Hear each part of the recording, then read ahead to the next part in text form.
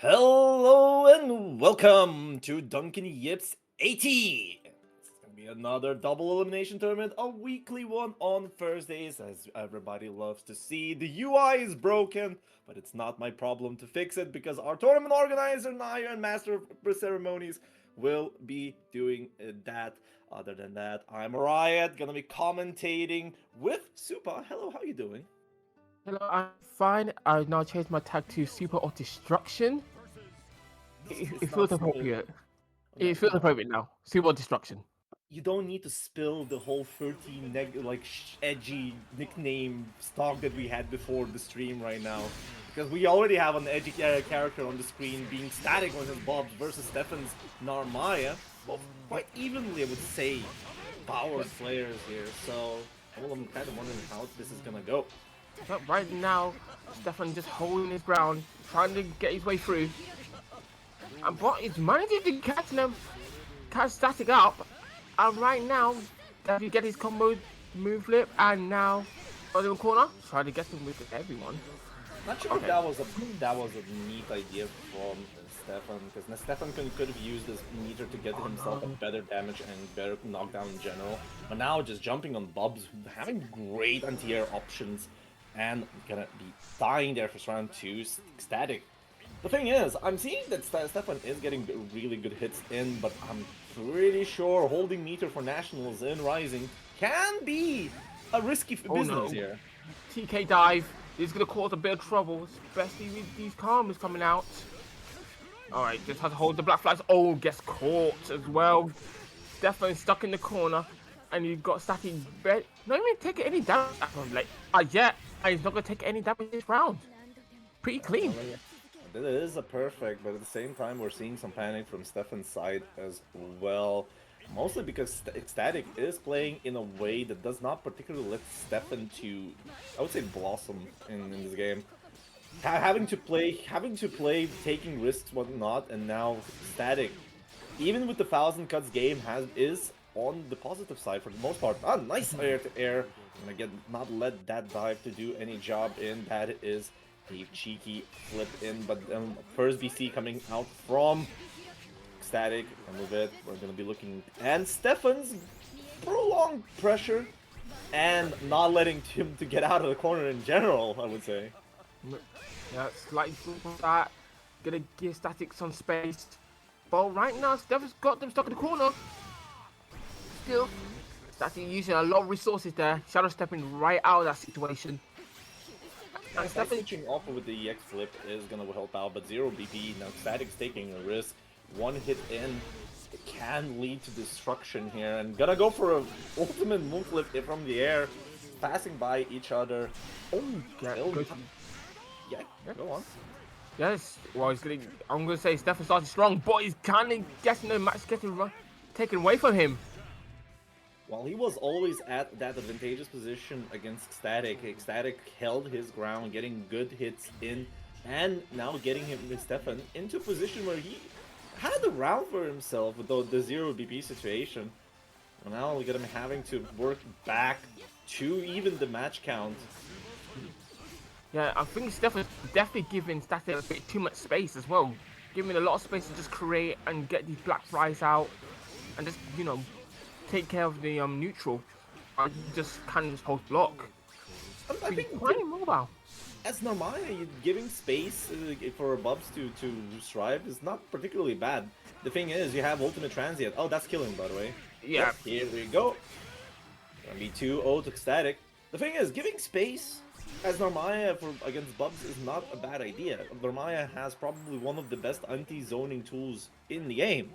Multiple of them. Ultimate Setsuna, Ultimate Transient, Ultimate Moonflip in Kagura stance, in a sense. just Two true. of them. But riddle me this: if you're not using those said tools, you're just a sitting target. Exactly. That's the thing. And it is on Stefan right now. Because Stefan is putting a good show here with these confirms and actually getting good hits in. But when it comes to neutral, Static is the one that is suffering today. As I said, look at this. Pressure on pressure. Gonna be looking into a simple combo to SBA to get the first round on Stefan's side. Yeah, fantastic change of pace from Stefan. Definitely got himself back into the game. Holding block. Just, again, just giving that space to Static. Getting me able to jump in and just control pretty much every part of the match. Which is something you don't want to do. Try to go for another scam flash to get out of the corner. That's what Stefan has been doing quite a bit. But the damage is there. No anti-air again. Probably fearing all of those dives. Alright, Karma. The funny. I'm not going to be seeing a block on that. Moonflip going to be putting himself on a pedestal in the corner here. And going to have to work with the back throw incident. Unfortunately, mistiming the pressure sequence, and now it's on Static side, and jumping on Bubs is never a good time. And we're seeing set point of Static. Yeah, now it's both of them. Now it's even Steven, but Static's just got a little advantage. If he just keeps it cool and cut through, he's got himself into round 2. Yep. That was a funny interaction with the MDP being too slow, whiffing the button and being time to recover. Is a doozy. Unfortunately, neither of the players understood the assignment, so we didn't see the punish. Come on, Stefan. Okay, jokes aside, it does happen from time to time. But now we're seeing 1 BP to each side, and now this is a risk carousel for both of the players. 20% increase is no joke, and this is where it's gonna begin. We're gonna be looking at a Raging Strike conversion right into the SBA, killing that last BP. It's gonna be 1 strike throw away. Tries to go for a shimmy backdash, but ultimate DP finds its mark. Now I'm just trying to see how to escape. Stefan not blocking on that low ultimate Karma. I guess spot dodge. Very close. One hit, and that's backdash is caught with the slash out of the transient. 2-1. Yep, Stefan managing to cut that one out, but still got a little bit of ways to go. And Static's gonna make it half a ring to get that little ways to get through. Oh, right now, yeah, again stuck in the same situation, just holding back and waiting for Static to use his special moves, especially from afar. But now Stefan's kind of locking in. Kind of putting Static in a situation. Oh my goodness gracious, the moon flip, my beloved. Interesting, because I'm kind of trying to think why that worked, and it's quite literally hoping for a anti-air option from Static, but at the same time Static was pressing a fuzzy throw. It's kind of funny. Anyways, that's gonna be not an animated hit. And yeah, see, Ultimate Setsuna. You cannot throw feathers when you have 50 bar against Unmaya. True. Indeed, it's good to see Stefan actually using it. Alright, now we've got dive coming through, got a DP to answer that call. Alright, Yandy catch them with the 6's L, but a bit too far to convert. Doesn't matter, gets the conversion in the corner. Gonna do a bit of damage, about 60% on Static. And again, we're back into neutral. Turning back. And the good old neutral skipper. Just get it back. That was just basically throwing it at hoping for that anti-air. That goes heavy counter hit. 2 hits, not gonna combo into EX Karma. Another ultimate moon flip. And that is just a scramble. Gabe 101. That was just basically trying to get the cheeky BC in, but Raging Strike will hit. And evening the match count 2-2 now. Yeah. Definitely gonna be down to the wire now. Stefan's really woken up from the game since game 3. A little bit rocky around game 3. Oh, sorry. Still shaky, I would say. It is extreme. This match is currently very shaky between both of the players, because in neutral, Static is currently playing the best that he can do, while at the same time he's just dying mostly on defense. Because Stefan has been applying quite smothering pressure in general. Unfortunately, it is not enough if you're gonna die to the 1,000 cuts. But the thing is, Stefan upping the ante on the aggressive play is now gonna be forcing Static to figure out how does he want to not put in those bad positions in general. But now this is how it's gonna be. EX Karma, even though a jump in would mean enough, ultimate moonflip just for a good measure, starting a good fresh damage in, leaving that 1 BP to work. Grappler dive, just why not? Alright, again, trying going with the move flip, trying to just skip that neutral state. That'd be a bit dependent on that move flip. Or gets caught with the feathers. This is going to lead to the SBA. Okay. Right. Be careful, that's gonna be a flip on the other side, catching an attempt to anti-air. Static losing that potential set that he had before to a set point Stefan. In these, Stefan's really bringing it back. Because when Stefan gets his chance to play, he's really just taking advantage of the situations and just putting Static in just too many accidental mistakes. And these mistakes are too costly. Accidental mistakes, yes, but at the same time, Static being a lot more active with this. But hey, that's gonna be a side switch Karma, which he will drop. But here we go. Bean pushing a bulldozer here with those ultimate moon flips, but this time it worked out. Not letting that anti-air to work. Now we're gonna be another one because if it worked after not working for 3 times, working on 4th, why am I not gonna do it the 5th time? Stefan with the 3-2, gonna be advancing forward, throwing Static to the loser side. Yep, the duty of factor coming in clutch for Stefan. Got the 3-0, the reverse 3-0. But the adjustment of using more moonflip to catch these anti-airs and just mess up the timing of the 2H. That is the Good main change. purpose. That is the main purpose. The thing is, what kind of threw me off there is that if you've noticed, Stefan has been doing that before the whole set, and was mostly just gone through on block or spot dodging and so only in the last set where finally Static tried to anti-air those, that's when they kind of shined the most. So that is basically, I would say that it kind of fell on Static at the end there, because the moon flip is a way. There are ways to deal with it.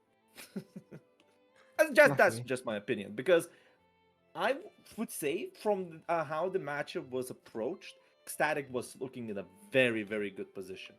The moment those moon flips started to come in, then I would say the trouble came in. Yeah.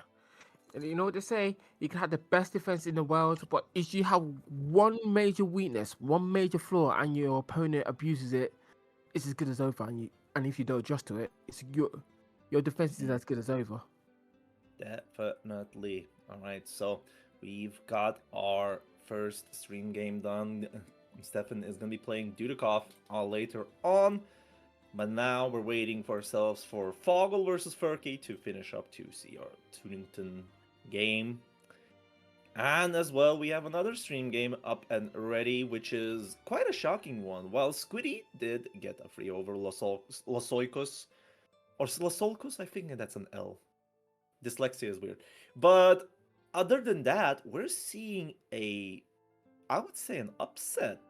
Funfear versus Struggler. Struggler getting 3-0. Oh. We'll be seeing that Struggler on stream when Squiddy is going to be up.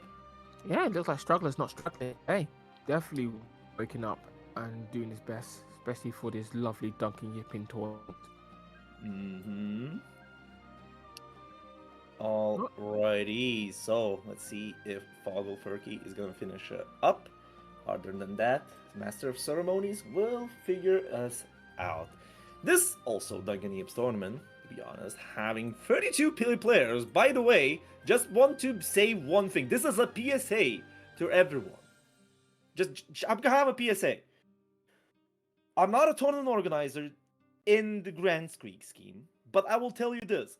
If you keep on pushing, fighting game players signing up on time challenge impossible, and pushing from 20 people to 32 in the span of 5 minutes, man,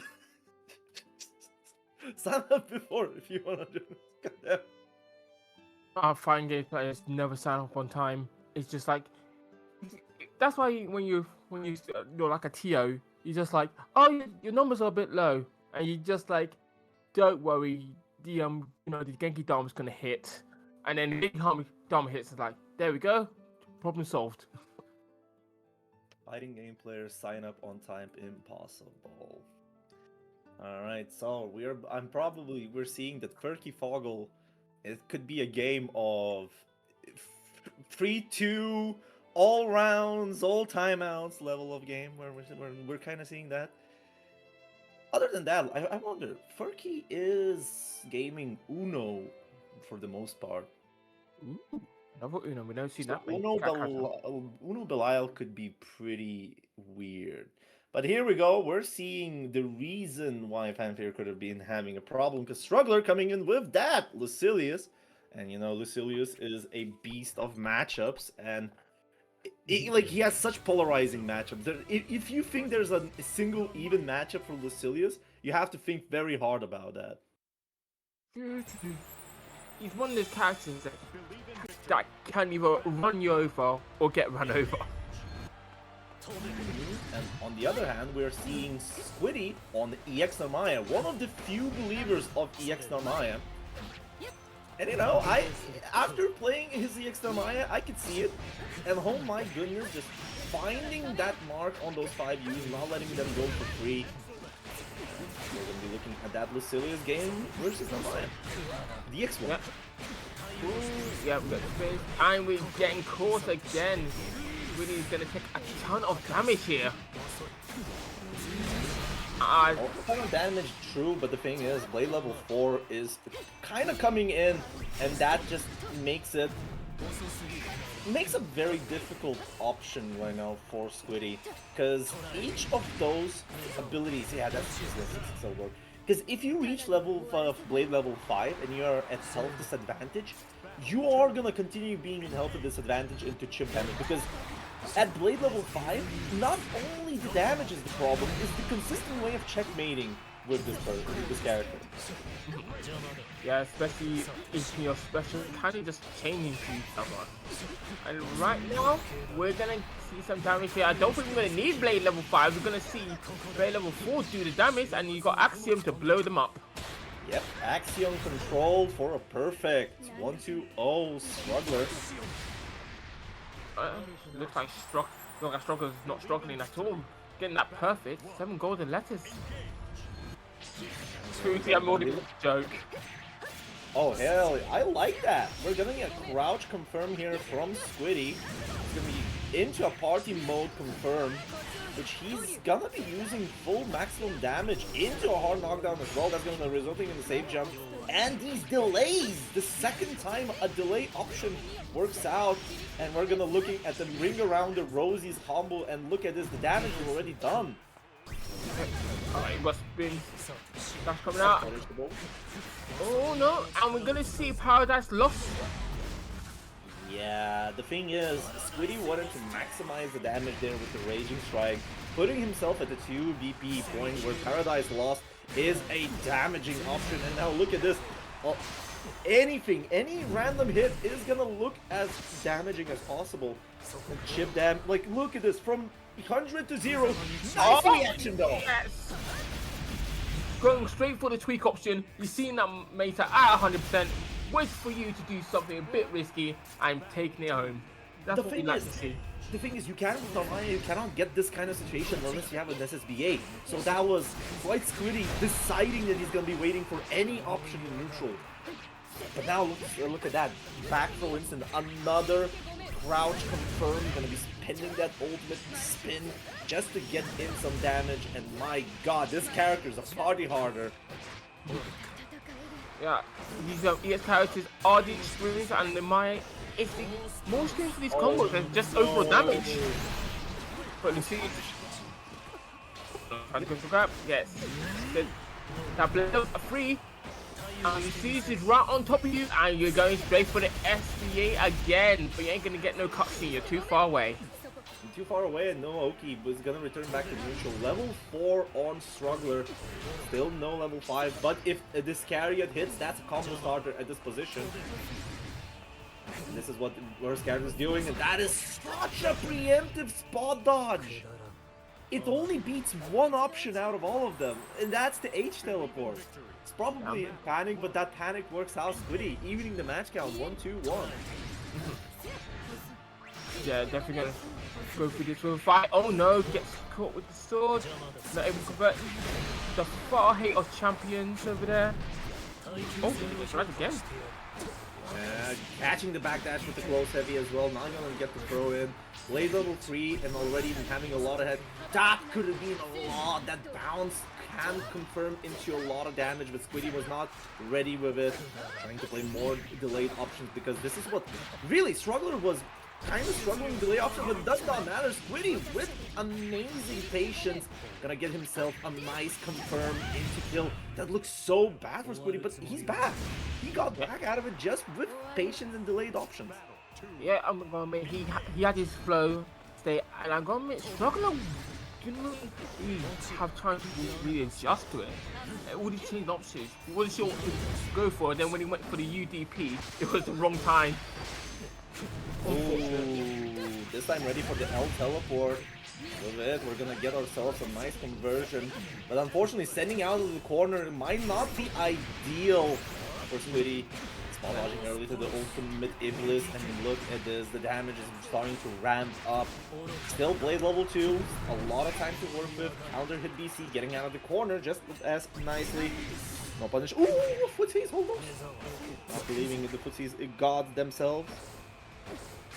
Right now, Struggler, really trying to lock them down, push them into the corner. These spot dodges are definitely coming close. Oh, it's at the right time, it's at the right option. Yes, it is.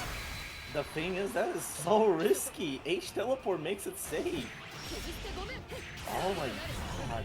Squiddy taking the risk on these reaction supers. And they are working out 2-1. Showing that EXMI is nothing to slouch out. Yeah, it looks like yes, me up and Maya is definitely worth the salt. Oh, hey. Oh, the EX Ufuka just gonna go through the teleport, lock in pole position. Still, loads of Setsunas this time from Squiddy. yes. Again, Squiddy on the back foot. Don't get caught with the cell, not taking a lot of damage. Well, it doesn't really matter in this situation. This is gonna whip and gonna get himself an Iblis, not Iblis, Axiom. One of the best reaction supers in the game. Waking up with an instant mash. Blade level 3, not gonna kill just yet, but that's a throw option if I see one to die. Oh, good spot dodge. Okay, they may have enough to maybe change the title of this.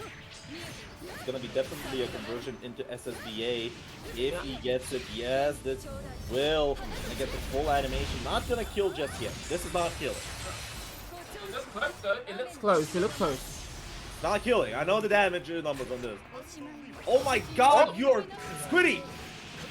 Get that man the Kame out of your mind. You had him. You had him. A Kame's curse. You must DP. I should not be mad at players in general, but I'm gonna allow myself to do that on Squiddy. Guys, What the hell was that? That was big brained. That was thinking. That's 5D chess. All right, that's 5D chess. If that worked, that would have been amazing. No! Yes. I refuse! I refuse! I refuse to give credit for that. That. Oh, now. Oh, yeah, but putting crumple. Okiseme. Playing it around. That was an ultimate Iscaria just in the neutral. Getting some damage in. Squiddy used some option as well, but that did not work. A lot of neutral gone out of it. And that's a wall bounce! Squiddy, set point! Definitely bring it back. And now it's all playful for Squiddy. Right, Striker's trying to find. Oh my! Did you just see that?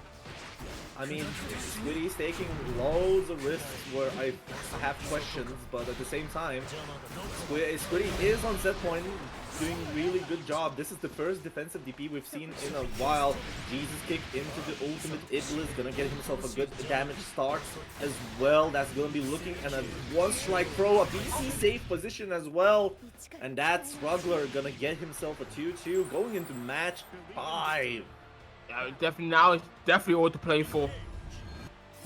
Really showing us the beauty of Namaya EX and shooting this damage. But every time Straggler gets a chance to play the game, the match just kind of just swings to their favor. Here we go, gonna get some good damage going. Side switch off of that. Agent Setsuna, that's a save jump on top of it. Combo Fury of Normaya is nothing to slouch about. And look at this, gonna be doing some good damage. Try to run up, pick up close heavy just to get the SBA hit in. But it does not matter because that's an ultimate Fuka. Not gonna get the wall bounce to confirm off of it. Could have been very devastating, but that's nevertheless the footsies. Far medium into the ultimate spin will get Squiddy another set point. Yes, but last time that flew out of their hands because they decided to do something very risky. Hopefully they keep it controlled and sensitive.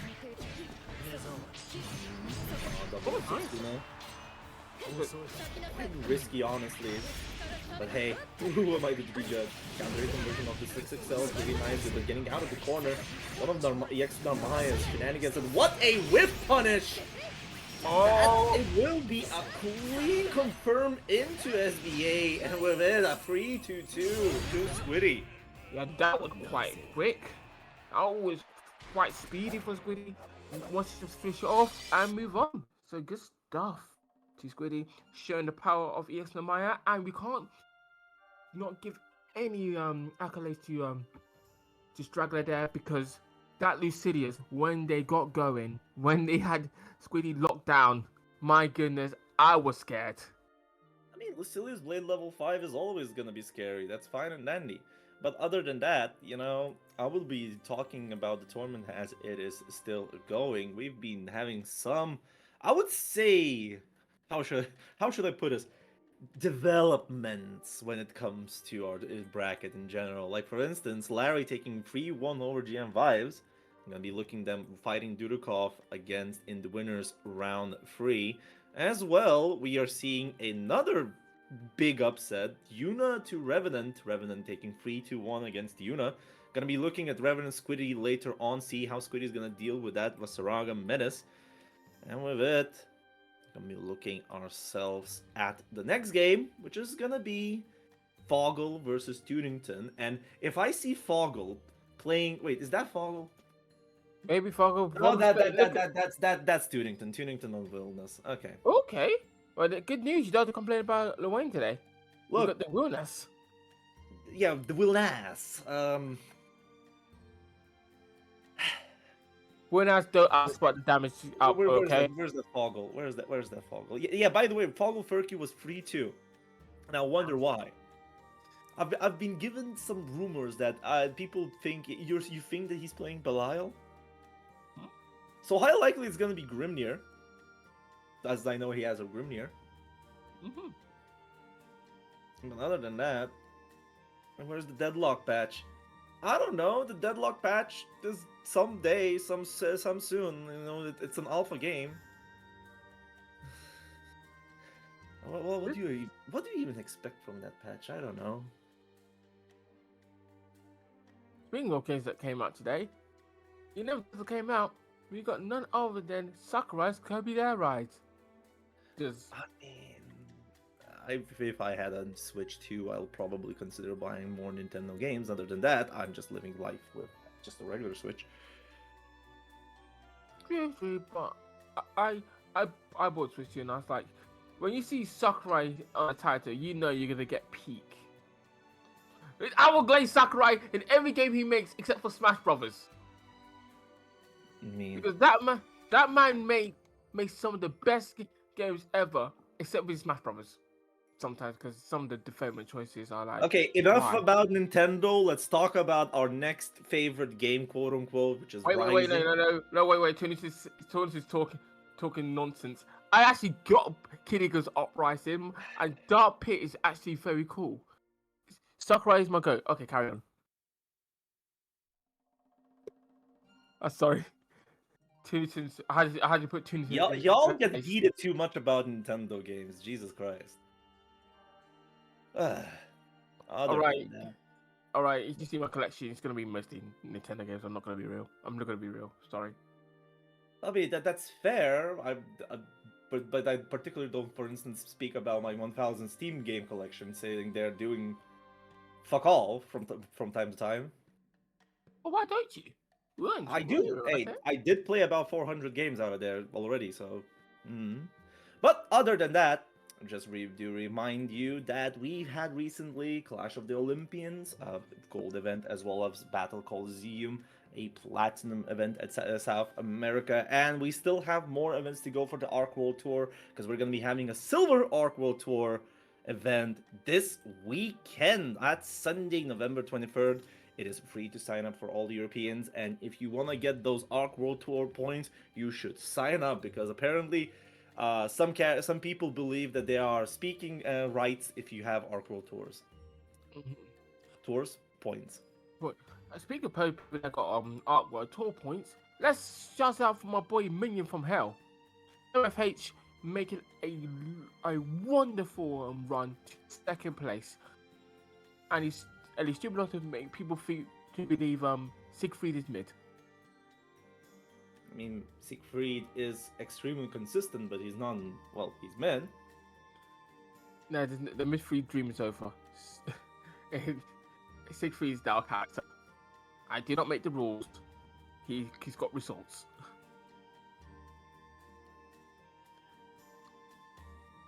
And shout out to everyone not using Matrix. We're gonna go through another patch, fellas. Go through another patch. No changes. No changes. All right, I kind of need to call into this right now. Foggle, where the hell is he? Like, where's my? Why is he And going? also, big question. And I'm gonna be asking this quite seriously. What the fuck did I miss that the Romanian became a meme right now? What, you know? What for? I don't know. The only the main interaction I had was randomly at the evening at 7 p.m. I get 3 pings on my phone. I look at it and it's like bonsai tiramisu and one more. Just saying, yo, what if Araya was a Romanian? Like, what the fuck? Yeah, what if you were Romanian? That'd be cool. I don't know. I'm Lithuanian already. I don't need any more pain in the ass. Yeah, but Romanian, alright. That'd be great. Look, at least. No. If I speak, I'll be in big trouble. No. He's gonna say something. He's gonna say something.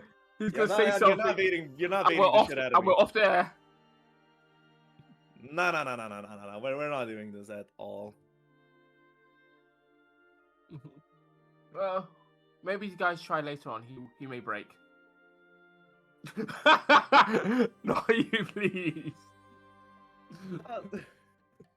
But yes, I would say that we are getting stalled quite a bit here, so we should probably be looking at TO rulings at this point. I would actually take being Swiss. I would have conscription, and as well, I would have Mr. Powell being my neighbor. Like, that's a win, to a degree. Yeah, but Romania. I don't get it, man. I don't get it. I'm just gonna legit say that. I just don't get it, man. Right. Well, anyways, we kind of need to talk about Foggle. It has been how long? 20 years. No, like, how should I say?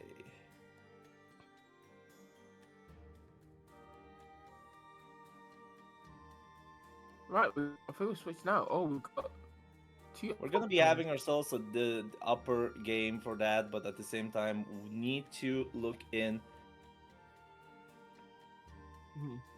His room is ice cold and nothing after. My man decided to go on a tournament when he's dying from hypothermia. I see.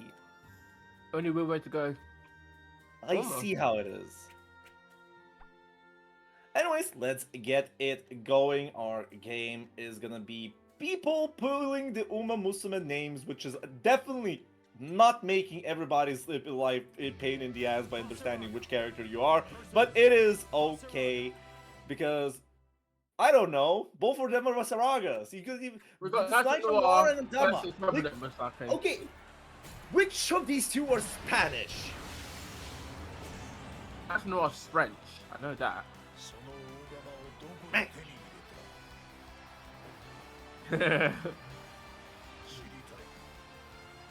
Anyways, it's gonna be winners round 3.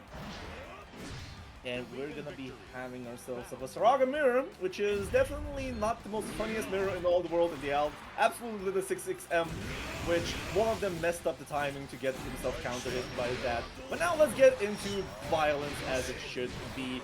Armor is gone for the... Wait, that's a demo.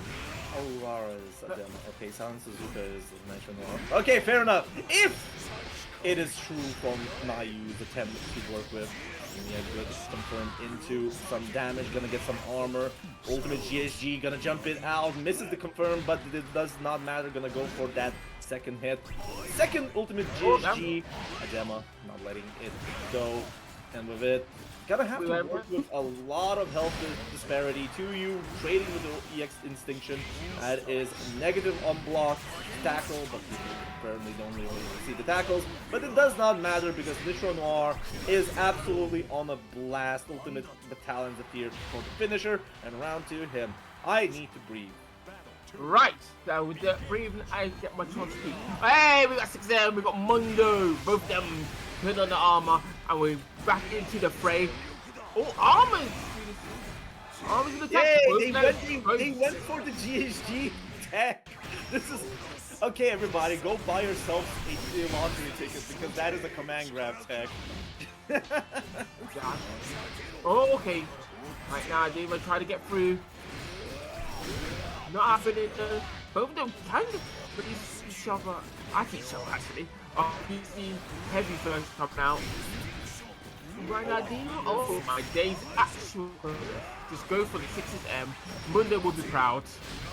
Mundo will be proud, but I would say you should go for that if you don't die as well. Gonna go for the GSG off of the armor just to get punished.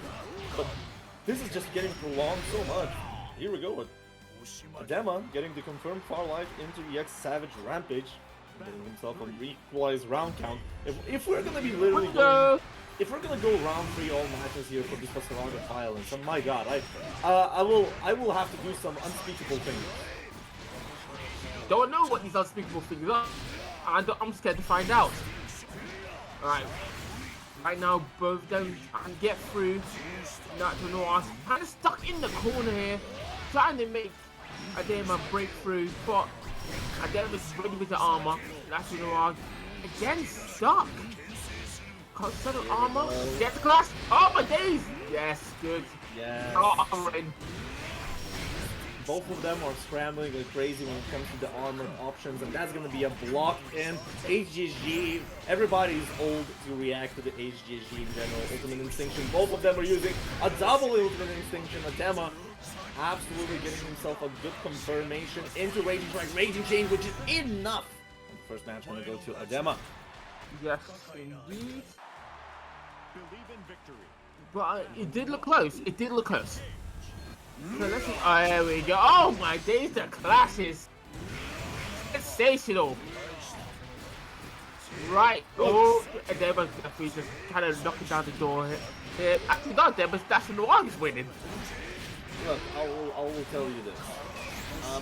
Sure, because 6XM is now a generational meme when it comes to Vasaragas right now.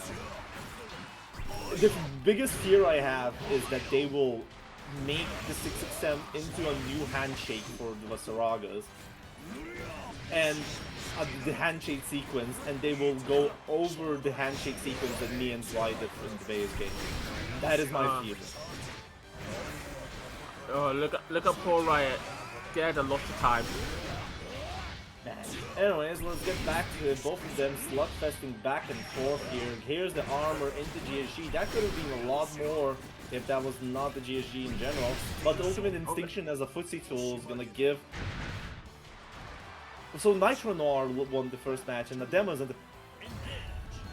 Yeah, that's the thing about this, like, you don't know which one's which until until you find out he licked it fully. Alas, the hell though. Alright, we got to see them. We got to see it. But Demon is winning this. What? It has a fight at the moment. Oh, answering it with the ultimate GSG. That is infinite armor coming from it. 6XM just catch it there. Get some good damage, and now Adema getting the full hit in with the wall bounce. HGG for the kill. Extreme amounts of damage. We're seeing an equalized match count. Alright, well, it's one apiece. Let's see what happens. We're gonna see 67 to begin the game. Oh yeah, no, this time it's gonna be far medium. The single brain cell is a phenomenon that everybody should be studying for years to come. It's something that people should be looking into in general. Nah, it's just whimsy. Everybody still wants to be whimsy a bit. I'm sorry, you're sitting with the person that has the least whimsy possible. I was gonna say it, but I thought it's gonna be cruel. But what do you mean? I'm all about that serious business, okay? That is you're pretty serious. I don't have laugh at Delta Clock combos. Alright, here we go. I appreciate a good win. Good whimsy after long day of work. Oh no! Italians appear.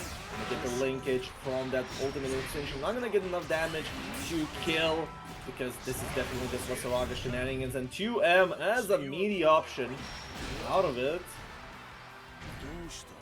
And now with it, we're gonna be looking ourselves a round apiece for each other. No, never mind. That's just a demo getting them round up. Oh, armored through the offense. Run it in, just going for the grab, not happening. Again, we need to got armor up for National Noir. Yeah, Dunkin' Noir did go for the armor shenanigans as much as possible at the same time. Because of the nerfs to the Wasaraga and how it now works, it is kind of, I would say, interesting how the armor interactions work. But at the same time, I don't think that neither of the players would care about the armor. It just happens. Like literally, this is legit Potemkin in plus R situation. The first one that hammer falls loses. Like the first one that goes into the armor loses. Just, come on, bro. Equalize the around count. Nitro Noir to Adema. They're going back to back. Yes, we're going to protect him. Both of them need to have armor class base to get through this. Oh, here we go. 6-6M. No better way to start the day. Oh, okay, going in for everything to get sun. This is sin. Sun. Well, right now, yeah, Adema's really has seen that damage. Yeah, UB's heavy.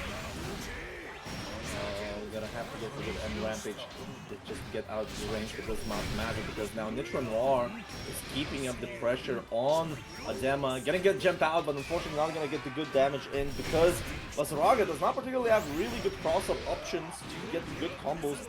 6XM block, that's gonna get a punish. Armor for Adema and a sliver of hope. Extinction, here's the armor. This time Nitro Noir working out. Gonna go for the throw, not getting the armor to go for. And ultimate GSG just in front of your face. With it. Yep. Armor class faith, what can I say? Going in for everything you've seen, knowing the risk, but thinking the reward's just gonna be that much better, that much sweeter. And my goodness, it is. Another There we go. That's the whimsy you need, alright. After Thursday. No. I don't want to be delusional, okay? Okay. Right now we're breaking down the door here. Nice BC bait off of the situation. Now Adema with a very clean sequence, getting the ultimate instinction as a meaty position and making it BC safe with the blue goals heavy. Another 6-6-7. Anyways, come on, man, just be whimsy. look, look, I'll be telling you this. That sequence in the corner that Adema did was the cleanest sequence of this goddamn set. Okay? It was. Indeed, it was. That does not say. Oh my god. Ultimate instinction working it out against Dharma, Savage Rampage. Okay, yes. Oh yeah, this is the surrounded counterplay. Jumping on the ultimate battalion spear. What were you thinking? We did it. Gets a good damage going, and now Nitro Noir working it out. Ace GSG as a reset option. Starting to equalize the round count. AGSG back, being very similar on the health, but the Dema has all the meter in the world. Ultimate Instinction is gonna happen anytime soon. But no, that's not Ultimate Instinction, that's Ultimate Savage Rampage, and the Dema equalizing the match count. Why are we going to match 5 of this set? Because this is what the people want. No! This is what the people want. 6's M, please! Woo! Alright, we got arm up, we got 6's M's up. My goodness, this is the best footsies I've ever seen in my life. Tackle to get some good damage and armor back. Extinction finding his mark into the corner. Here you go. And now look at this. BC counter him. Not gonna get the side switch, but gonna get the hard knockdown to work with. Plus on whip. Not gonna get a punish, unfortunately, even if it was a held position. Oh yeah. Yeah. Armor. That's how it works with armor, man. Alright, get over. Okay, now do I have to hold it for the fireball? Fireballs, the cadets, you're gonna take a tackle for your troubles. I like the position that they've done there, but at the same time, going for the command grab there will be bad for a counter hit. Hitting Nitro Noir a set point. The thing is, if Adema held that stance, it would have armored or went for anything else. But now, because Adema tried to go for the ESGSG, it does not have an armor. So that's a counter hit conversion from Nitro Noir. So that was the second cleanest thing that you saw in this match. Fair enough. But right now, both still kind of fighting out here, and Demon's definitely running ahead. A good grab. Yeah, Get that arm up. Yeah, but oh, that's not a counter hit. Not gonna get a good conversion, but UGG gonna get himself a nice get out of free jail card. Double Instinction. What is going on? He jumped into the Savage Rampage. Good damage, but the AGSG will find its mark, and we're having a double Luigi of this cursed goddamn mirror. Jeez. Right, it all comes down to this. There we go, we stuffed that with 6M. We can't stop, we can't end no whimsy, come on. Alright, my goodness. Alright, 6 grab those. We get 6M, boys. Hey, the rep. This shit's scripted. Oh, we're gonna get another 6M. This is sick. This is what horror intended. Oh my days, it's actually working as well. Oh, nice run. Looking up good for National Noir. I'm gonna lie. Trying to jump over. Now, do you see not working for National Noir? Okay, but that is. That's the third cleanest thing we've seen this day. And overhead does it. Here we go. Adema getting it 3-2. 3-2. Adema. I can't believe that. That's hilarious. But, you know, with that, Adema winning that one, National Noir going to be in losers terrorizing that front. But, again, good stuff to both players. Hopefully, we'll see them soon. Now, seeing that, seeing that got me thinking. Alright, what's the best game that you see mirrors in? The sickest mirror? The sickest mirror I've seen? Like sickest mirror, like a game where you can see a game where you can see the sickest mirrors, like, and you don't mind it being a mirror.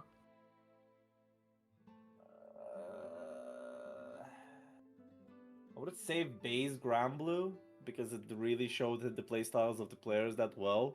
But if I had to be very, very honest, I would say Exert. Fair enough. Fair enough. I'll say Melee.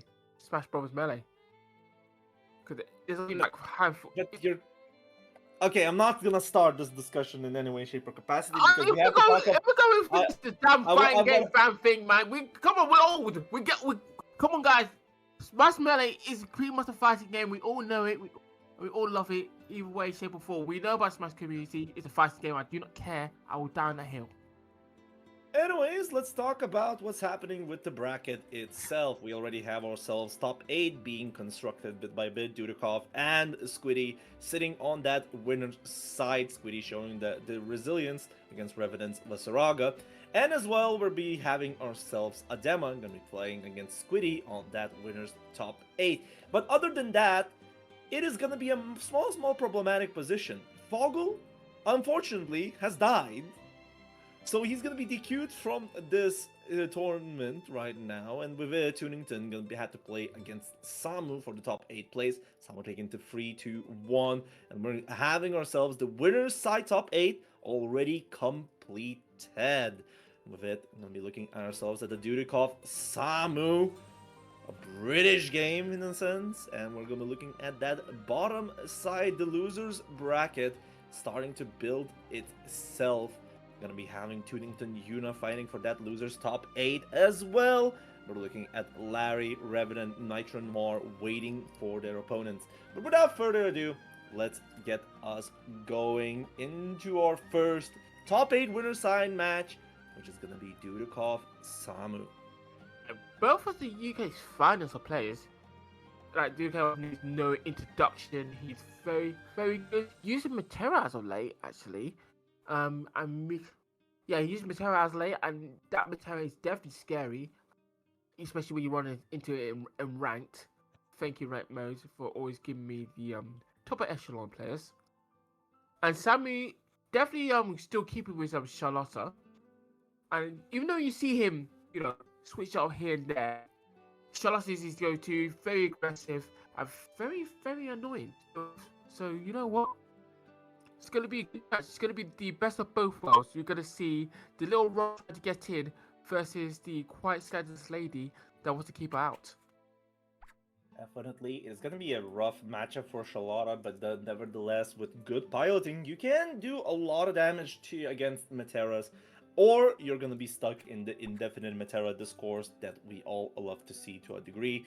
But other than that, Dudikov playing on cheat box this time, not on the stick. What happened to you, man? What happened to you? Wait, other than that? What is a cheat box? The cheat box is basically a hitbox, and because the hitbox is being way... I would say doing things on hitbox and reactively is a lot easier than doing it on any other things. It's like, if you think about the optimality of all of the input devices that you can play, genuinely everything is equal from preference, but if you take it from the objective side, the hitbox is probably the most effective one. So that is just hitbox for like levelers as a whole? Yes, hitbox is a levelers, and cheatbox is something that people just go with the slang. Oh, fair enough, because I use levelers anyway.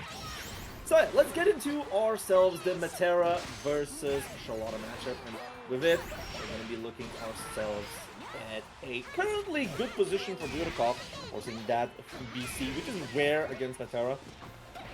A good jump in over the butterfly challenge activation will going to be resulting in a full cash out raging strike with SBA. Because you're not going to get those BCs that easily against Matera, and now he's going to be on Dudikov getting out of here, going to use the ultimate arrow just to get himself a second air option, and they have the side switch out of it. And look at this, currently in a good position health-wise as well, 40 seconds on the clock. There's the ultimate butterfly, heart attack nevertheless, and that will be it. Samu losing that first round even though he had a good position. Dudikov, really, that TK ultimate now, it was the key in that last round. Right now, Sammy's trying to stick to Dudikov like glue over here. But I mean, that's what you want to do, honestly. Yeah. But he's doing everything in power, just keep him at a distance. And right now, Dudikov's trying to play, and he's not messing around. And right now, you're gets the bullet hell. Ooh, that popping that butterfly kind of costing him big. A run, that super jump is gonna get a good hit in, and now Samu getting a really good hit, catching Dudikov, not blocking high. That cheat box not working that well. And with it, raging strike into last hit. SBA confirms it through into a kill. Gonna be evening the round count. Definitely not over just yet. I get it. I said it's the extremes, it's the two extremes. You won't get in versus I will get in. I mean, that's how it is, but at the same time, it is very hard for Charlotte because of her jump arc in general. She has to take a lot of risk when it comes to the air game, but at the same time, Dudikov has yet to do any of the anti-air game in general. We've just seen several air-to-airs, but other than that, most of the jump-ins from Samu's side were successful. Which is why it kind of paints this kind of set in a different light. Right. Alright, yeah, right, good wait for Samu. Samu again trying to chase Duke down, but it's working, but that's air block. Oh, really good awareness, by the way, really good awareness on the demon flip that if it whiffs, you can interrupt it before any interaction happens out of it. So, Yudikov, the first match going to him.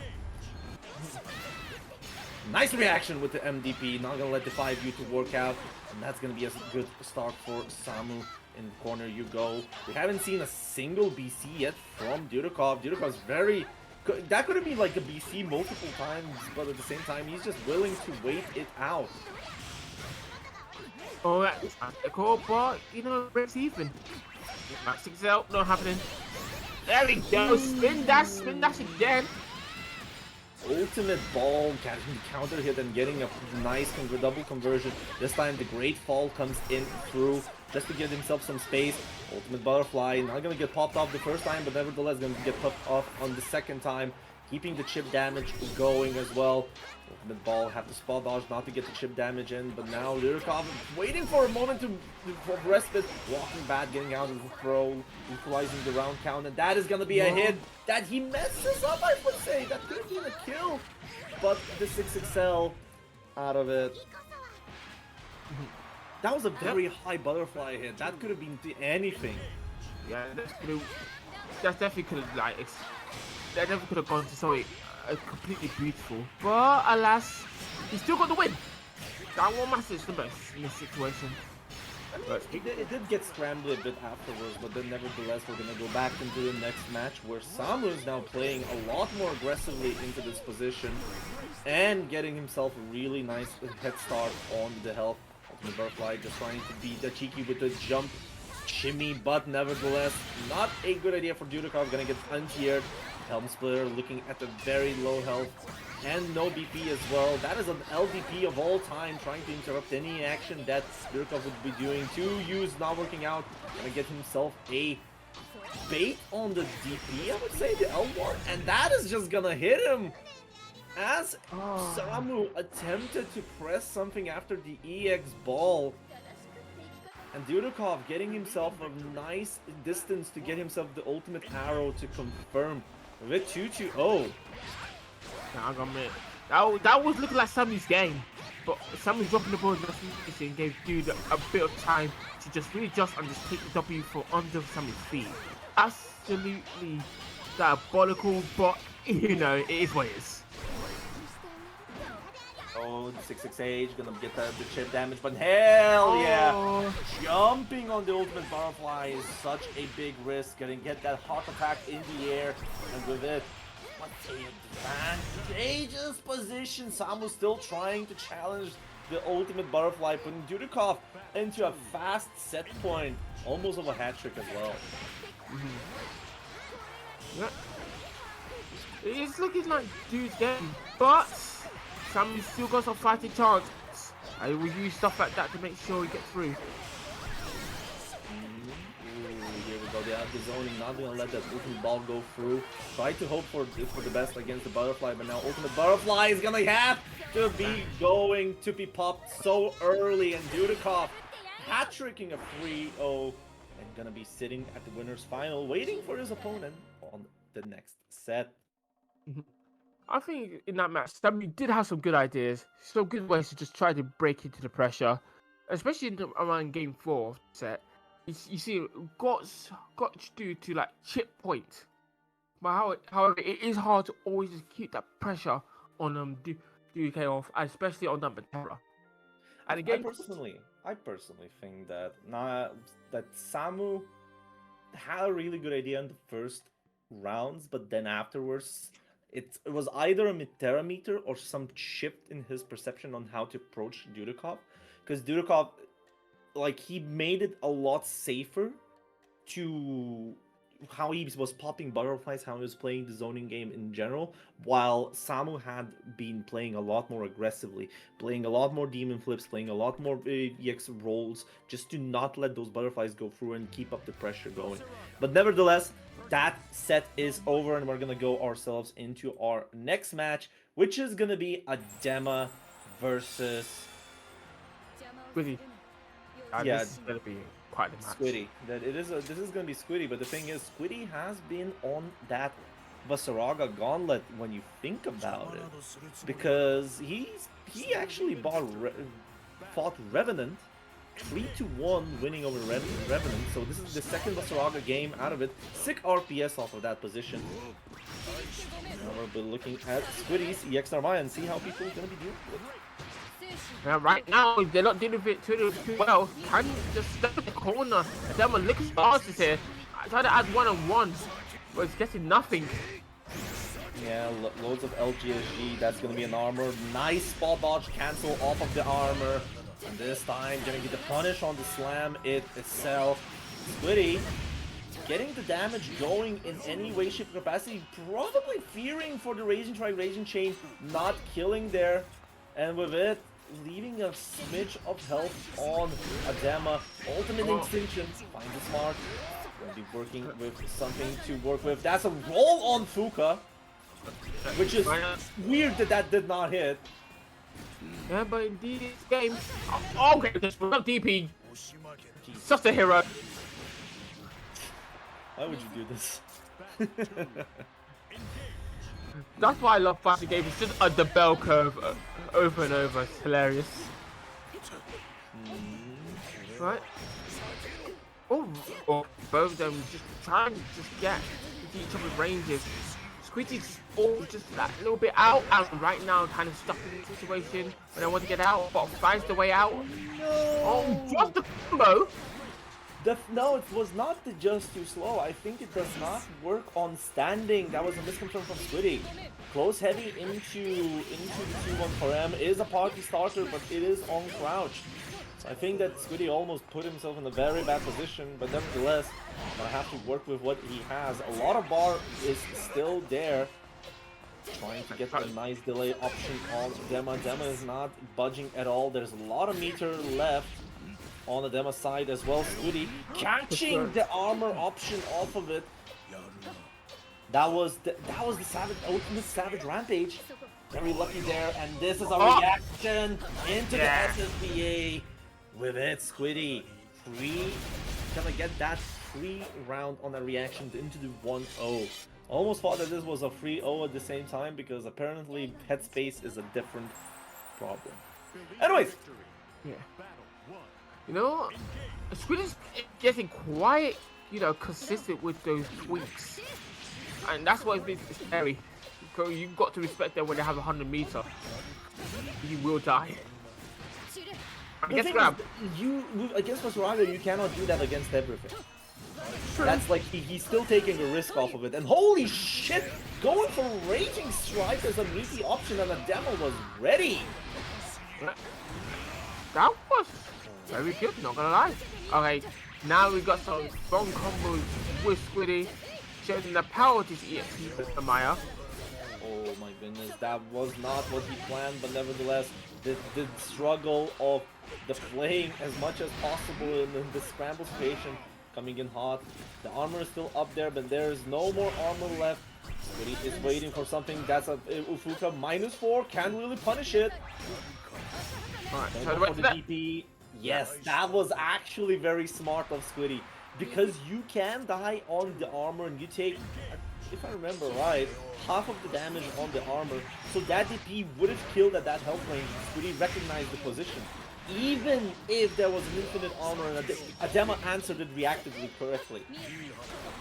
Good stuff, good insight from you, Riot. But right now, both of them trying to dance over each other. Squiddy's getting their chance, and he's gonna take it to the war and beyond. Yeah, looking really good on that damage. Jumping over the 2H with the cross up. Basaraga's 2H does not really fill that gap. But other than that, oh my god, what a confirmed Squiddy. Gonna keep it simple here and getting the 2-0. Good stuff. 2-0. Looking very, very good for him. So far, again these insides, getting these attacks, and also you got to get. I gotta admit, the absolute neutral. Like, you don't see Squiddy just run in and go close to personal.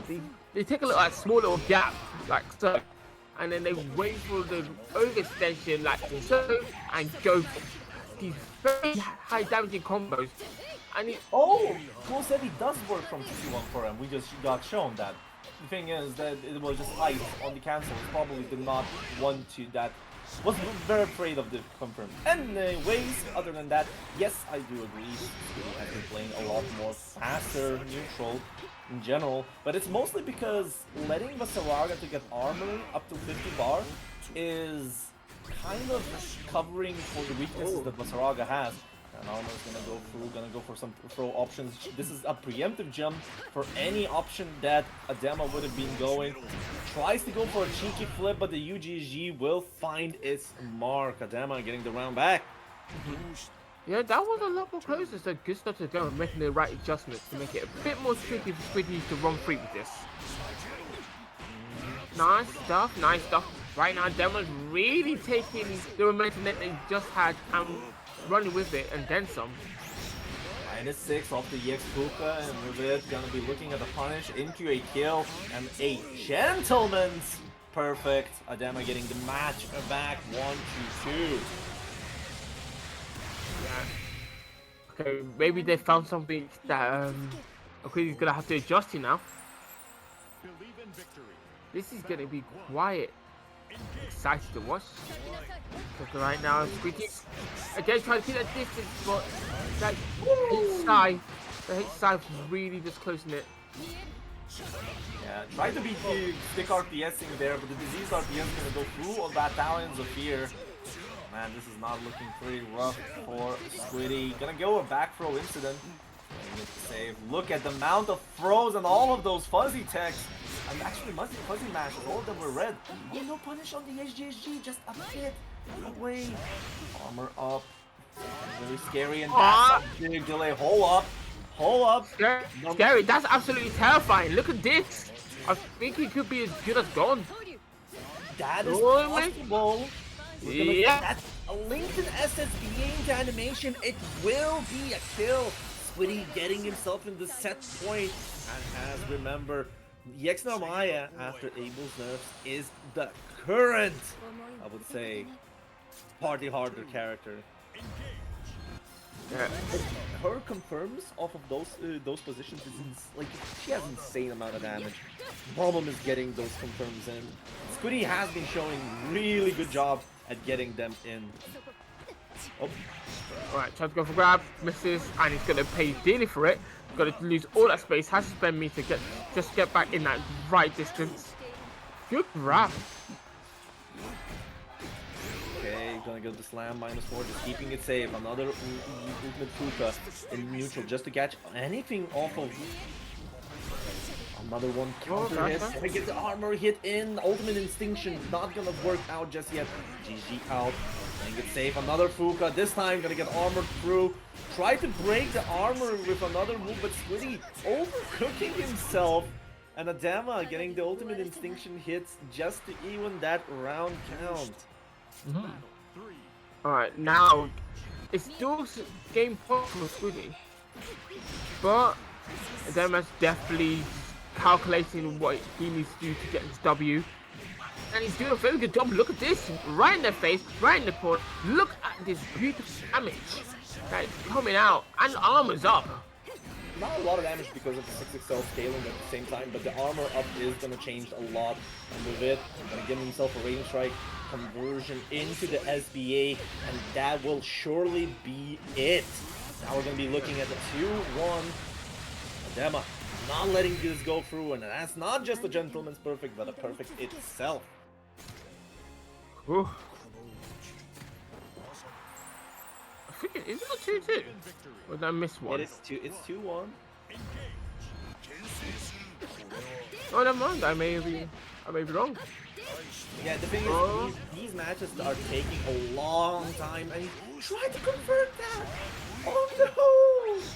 Unfortunately, there the plus one was not gonna work out, but now here we go. The party starting has begun. And with it, gonna get the good damage going. No armor just yet. Ultimate Fuka just to catch any option in the neutral. Raging Strike after challenging Adema into the corner, but Vasaraga health is gonna put him in such a peculiar position now. Get the armor, and by the way, SSBA is on the board, but I don't think that's gonna happen much because how much we're gonna be. I'm thinking Ultimate Extinction. Come on, show me Ultimate Extinction. Yeah, here we go. Oh, that's right. It's 2-2. It is 2-2. Yes. When did Adema win one? Look, because I remember Adema winning that one set that was very close. Oh no! We need to focus on this match right now. Things start to die. Yes. This is where problems start to arise. But Squiddy keeping it cool and just going straight for the DP. Yes, Adema went for the GHG there to get the command grab. That would have killed, but Squiddy taking the risk of a DP works out just fine. Gonna go for more spin gameplay. Right, okay. Throw it out. Start playing around HGHG. Good damage going. There's still armor and jumping into the 2H. That is gonna be damage. Oh, someone called Phil Swift. I need some flex tape on that helper right now. Oh damn! I want a flex tape. I need a new round. And now we're looking at the double Luigi here. Squiddy needs to bump up his numbers, run up LGG of the -6. Spot dodging to tackle, but that is very hard to deal with. Not gonna be falling under that ultimate, not the plus on whip option. Damage. GG. Right. I like how Squiddy's doing. He's changed up his gears, playing a much more offensive game, trying to keep right in front of Adema. You know, you keep it like this, it's gonna lead to the size grabbing him. But it's still looking tricky. And that bar does. Oh no! Dodging and that why would you spot dodge in front of Vasaraga, man?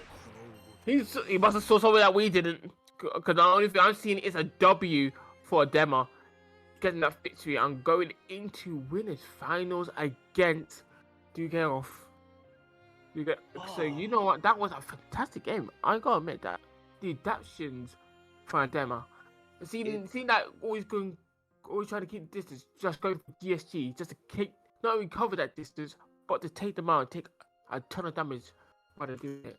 Fantastic work. Definitely, and with it, we're gonna be having our winner's side done as well. Our top 8 is finished. We're gonna be having Yuna versus Hatsune versus Luca versus Nitro Noir later on. But with this, we're gonna be having ourselves a small commentary switch here from Supa changing to Doma. Yes, you will. It's been an honor letting me commentate again. Thank you for having me, Orion, and thank you for having me, Nayu. And we're having a small break till then. All right.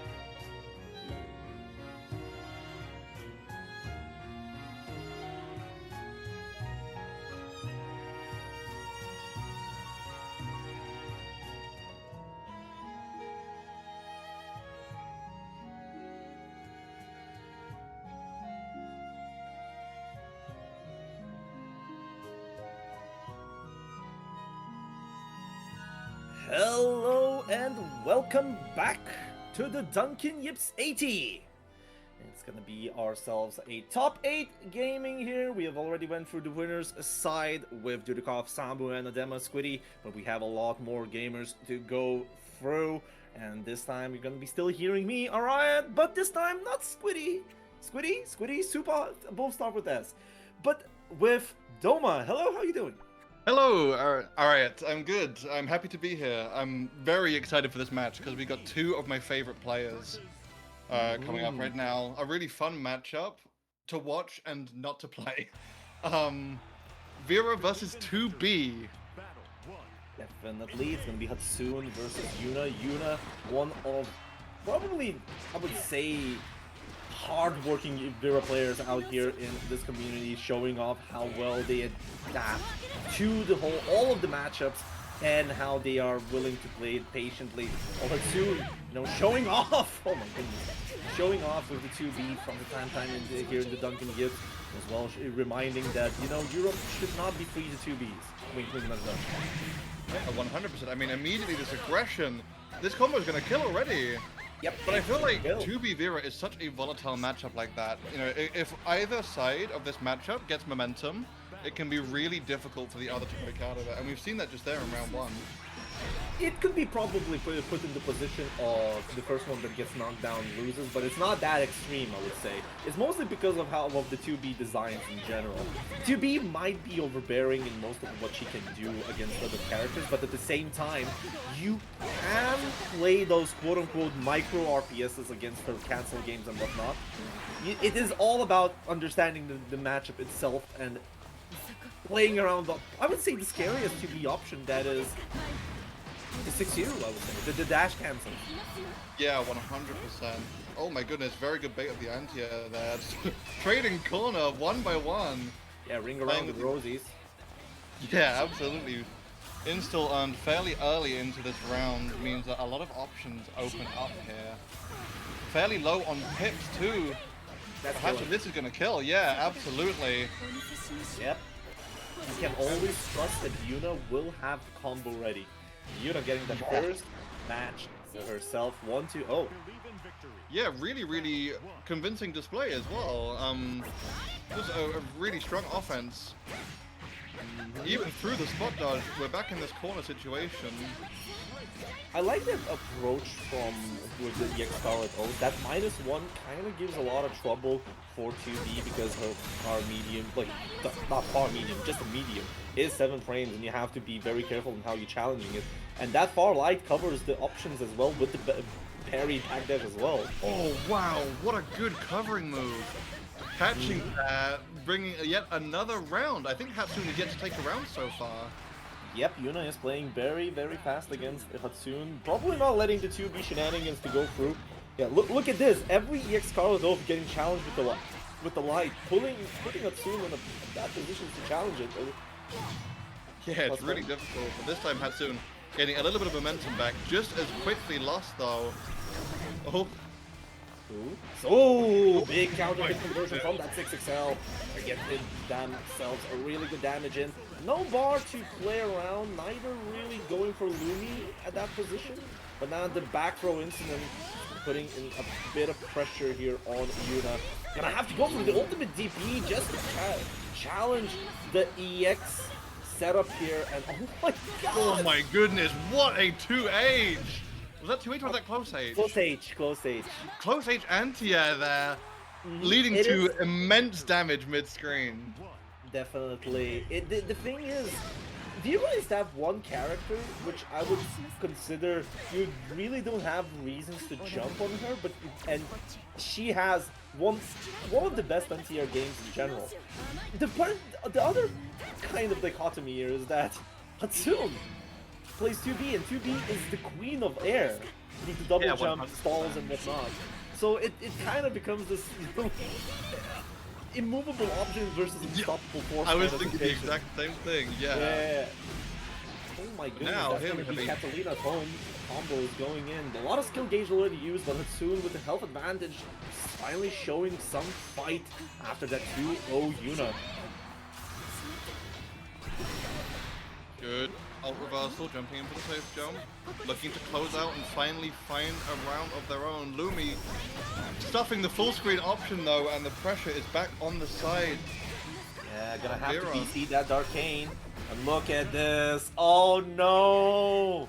The oldest trick in the book against 2B. You have to roll on blue against 2B because those orbs will catch your Spadge on blue.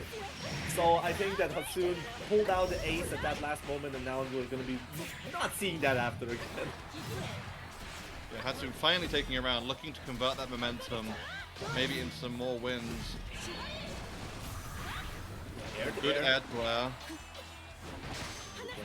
Around again, ring around the roses. This time jumping around the Tokyo size jump heavy, catching it through, but that's not gonna work out just as well for Hatsune. Equal round count, and now here it is. Oh, the Arcane challenge with the backdash. Perry gonna have to commit to not let those plus frames go through.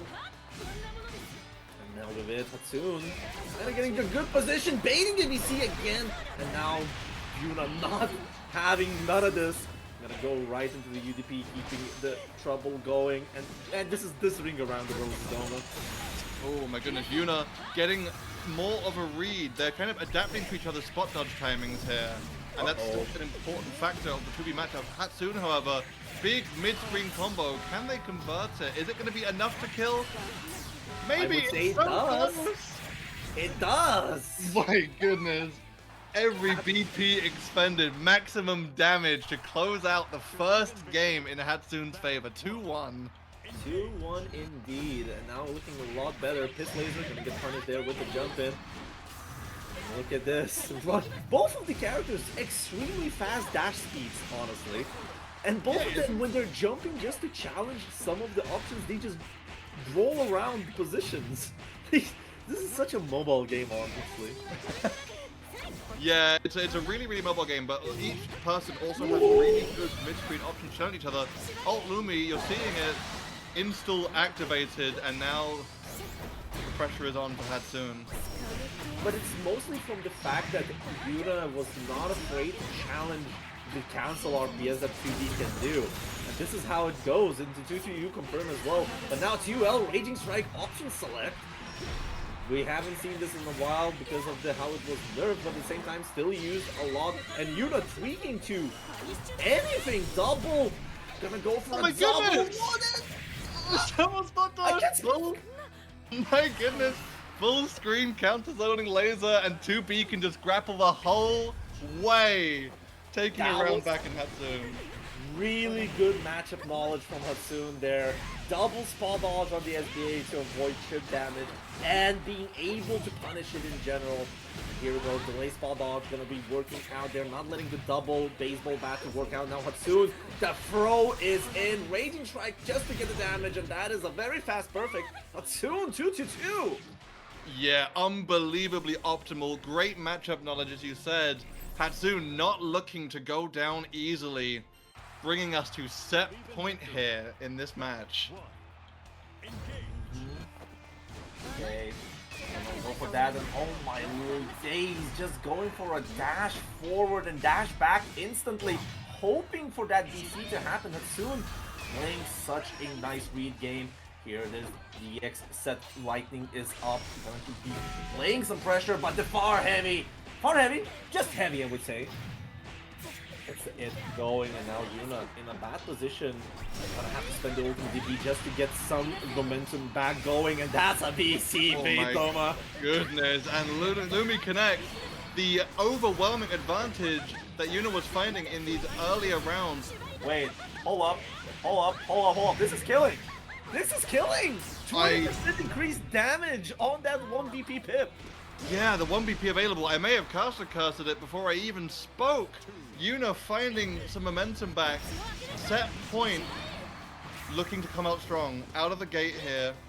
Backdashing these covering options. Looking to keep the aggression that was so strong in the early rounds. Jumping the hook. Big corner damage coming up here.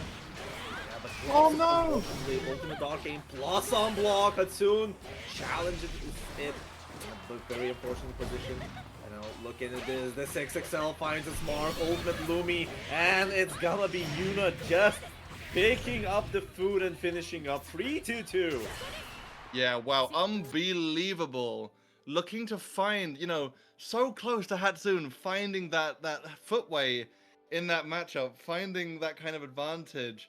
But just as they were on set point, that huge aggression came back out of Yuna, and wow, that was just, it was just every round that Yuna won looked so convincing. You know what I mean? Yeah, definitely. Except for that like one match where Hatsune found the rhythm and quite literally did not let Yuna to play. But the moment Yuna gets some level of breathing room, like we've seen a lot of ultimate DPs, to be honest.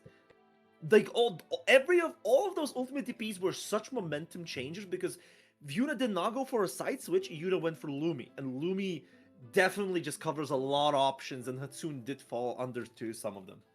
Yeah, I mean, I 100% agree. And in that matchup, especially 2B versus Vera, momentum is everything.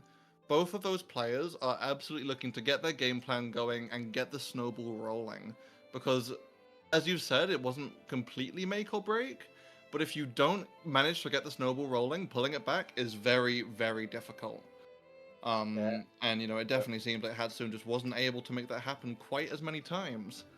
But overall, a really close set. I mean, 2-2, right at the end there. That was anybody's game. For now, though, David versus Goliath.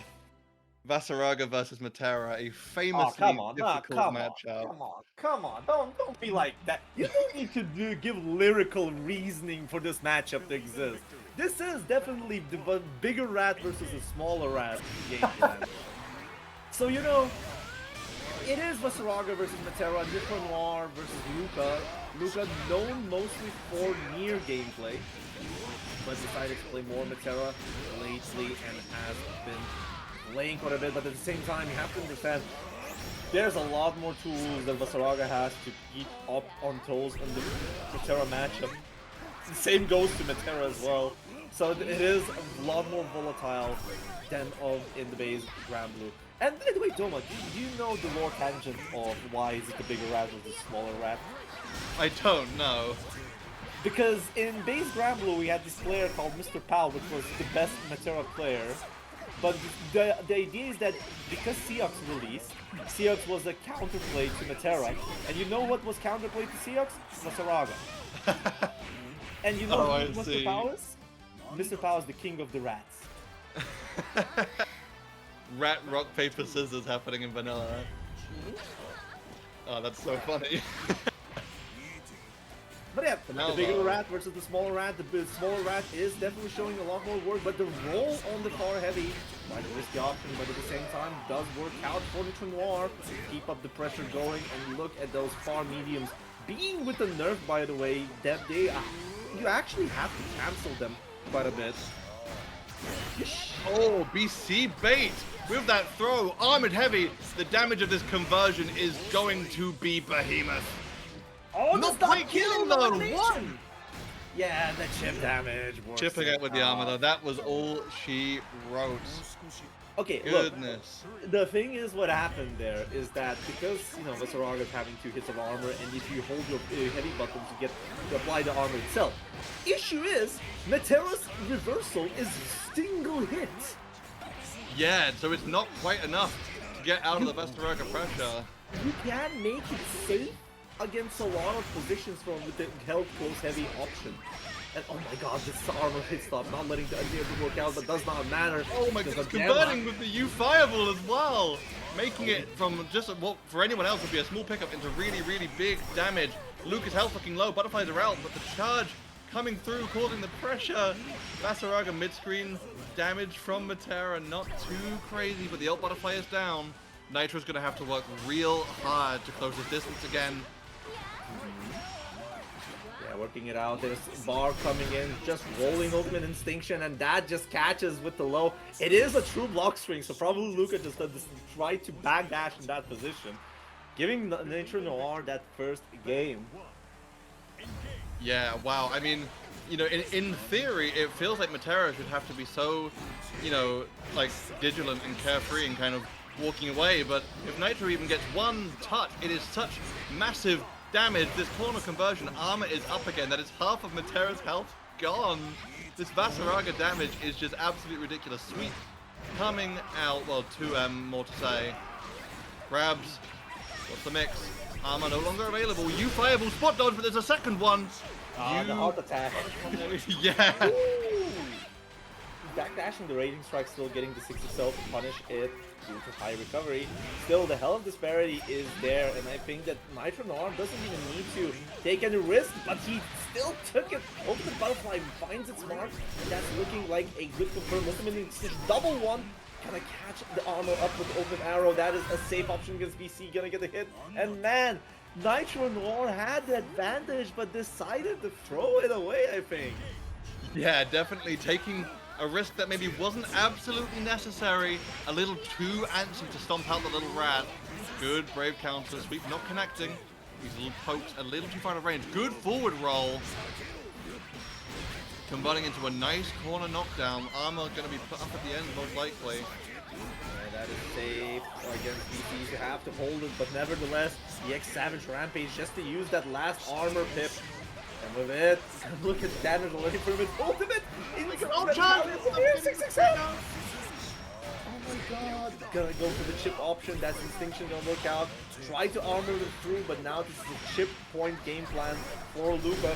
Another ultimate butterfly is there. Gonna be punishing the BC. Spot dodging the position, but the tackle armor gonna go through punishing Luca. And with it, look at this. Yeah, both players playing with such incredible aggression, trying their very, very hardest to snowball their leads. I'm available. Oh my goodness. Luca may be a little too excited to get the offense going. Oh, the timing on the spot dodge. This is going to be huge corner damage. A lot, but not going to get enough for the reasons. But that is just a shimmy Savage Rampage that's not going to go in. And the Santa back comes in! And there is no BC off of it. My goodness. The guard crush at the end there, the mental stack, the mental toll too high from defending the Vasaraga Rampage. You can't BC it. Raging Strike is the same property. Oh, full screen charge connects. Nitro doing so well, finding gaps in the pressure. This Nitro Noir. 6M. Yeah, 6M. Gonna go for the ultimate arrow, just go for the ultimate extinction and getting the butterfly conversion. Really nice work there from Luca. Another really good conversion off of the butterfly, and this is looking like a setup into the SSBA. Wow, absolutely incredible routing out of Luca there, I've got to say. 2 conversions really optimally finished off. Just absolutely shredding through that big Vasaraga health bar. Okay. Let's see how Nitro Noir is going to work it out. Roll, catching it with the 6XL. Not going to let that armor to go through. Even more so with the nerfs that armor has been going through. Butterfly is going to work out. No escape on the position. Nice button in the spot dodge just to force the close. Heavy to go through and not going to get anything out of it.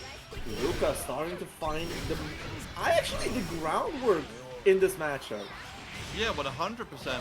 Yeah, beforehand, it looked like Nitro was just finding these openings so often, but Luca now adapting his tempo just a little bit.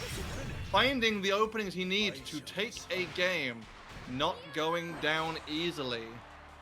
And yeah, the Matera adaptation has been really, really good, especially some of the conversions that have been being converted so optimally. You know, getting such strength out of the few advantages he's finding outside of obviously just a small zoning advantage, but now it's a big butterfly conversion. Around the corner again, baiting the BC. Safe. Yeah, BC safe opposition there for Luca. Not really getting more advantage off of it, but the butterfly will cover it as an insurance. But at the same time, now Luca starting to find really good positions. That I cannot believe that ultimate butterfly did not hit. Yeah, really shocking, but cancelling whatever ultimate score that was. Likely fireball. Luca taking a very, very strong round. This just in, by the way, in the European training grounds, Atema and Nitro Noir, both in the voice chat, probably doing some illegal coaching to each other. Wink, wink, nudge, nudge. Oh man, we gotta sanction these players, huh? I see how it is. I see how it is. But Soraka players together strong. It's true. You put those monkeys together in a room, they can achieve anything, but not quite anything against Lucas Matera, as this corner butterfly conversion is just hitting for huge damage. Another butterfly down. You fireball block, really nice. Trampled down though. This could absolutely no kill into the armor instead. Yeah, there's no more armor, but VC VC saves! position! You cannot VC on the Soul Forge, Luca! No, you can! But the thing is, you have to do such a delayed VC off of that position. Because the armor itself, it doesn't run out and you can punish it. Problem is now, set point for Nitro Noir. And, you know, Nitro Noir is the victor of the previous Dunkin'Yips. But, and he's coming here from loser, he has a lot to go through. And Matera is not an easy matchup to go for, and I cannot believe that Luca is putting a lot of these risks in letting Noir live. Oh my goodness, 2-up connects, but no full follow-up. Butterfly's down, looking for the mix-up. Trample comes through. Oh, why do you VC the negative? Oh my god. Okay, if I speak, I'll be in big trouble. By the way, Raging Strike, Raging Chain, Killer Cat, that VC option with the Great Fall. It's gonna be a lot of damage, looking very rough. 0 BP, and Luca still living, going to match 5. Yeah, looking for 2-2 game 5 situation. And these ult fireballs from Basaraga are just being spot dodged every single time. You know, it's such a reliable option, but you rely on it too much. Luca's going to adapt. Good, really good roll through the fireball though. Nice, big mid-screen conversion. The armor comes up. Proper timing this time. Lots of hits on the butterfly means the armor is not going to stick. Ult fireball spot dodge once again, but it's not going to matter. The jump in so powerful, armor so powerful. Up again. And now we are back into the zoning phase like nothing ever happened. Okay, that's a lot of walking. Oh, the jumps. Luca just trying to go for the X Fireball, but nevertheless, that's just gonna result in death. Set point Nitro Noir. Yeah, absolutely. You know, Nitro finding the right jumps, finding the right rolls to get through the zoning, playing a little more confidently. Nice pickup to get the armor. Armor's not gonna last though. Zoning out of this corner. Luca with his back against the wall, playing as patiently as possible. But that slow zoning game isn't always enough against Basaraga. The side swap though, right to the corner, but the drop afterwards. Maybe not at the range to find the conversion, but it doesn't matter because there'll be another one here. Yeah, there's still a lot of meter there on Luca. Unbind that 2-2! No! What are we doing? Oh my goodness, Nutella players, I'm pressing to you. Jesus Christ, look at this, the damage from this position, very bad. There's still 0 BP on Nitro Noir, and this could go in any way, shape, or capacity, because there's another ultimate butterfly coming in and does give a hard attack. The intercontinental heat-seeking missile that is the butterfly. Absolutely, now we are looking at this is a set point situation. Either player's game, rolling through, so good, but Luca's pressure into this corner from full screen is so aggressive. God. My goodness, and it's a big pickup. Butterfly down, continuing the pressure, another pickup. Luca only needs a few more of these, and the game is his. Basically, you grab. So amazing. The chip damage is kind of wrapping up, but gets hit by the arrow, unfortunately. And with it, the heart attack is gonna be for all of us, because Nitro Noir is eliminated from the Dunkin'Yips top 8, and Luca is gonna advance forward to play Samu later on. Yeah, amazingly well played set there, but in that last round, Luca just found the right advantage, got him into the corner, and unfortunately, it was just enough incorrect guesses from Nitro's side. And it led to Luca taking the set. Amazingly well played from both players. That was a really good set.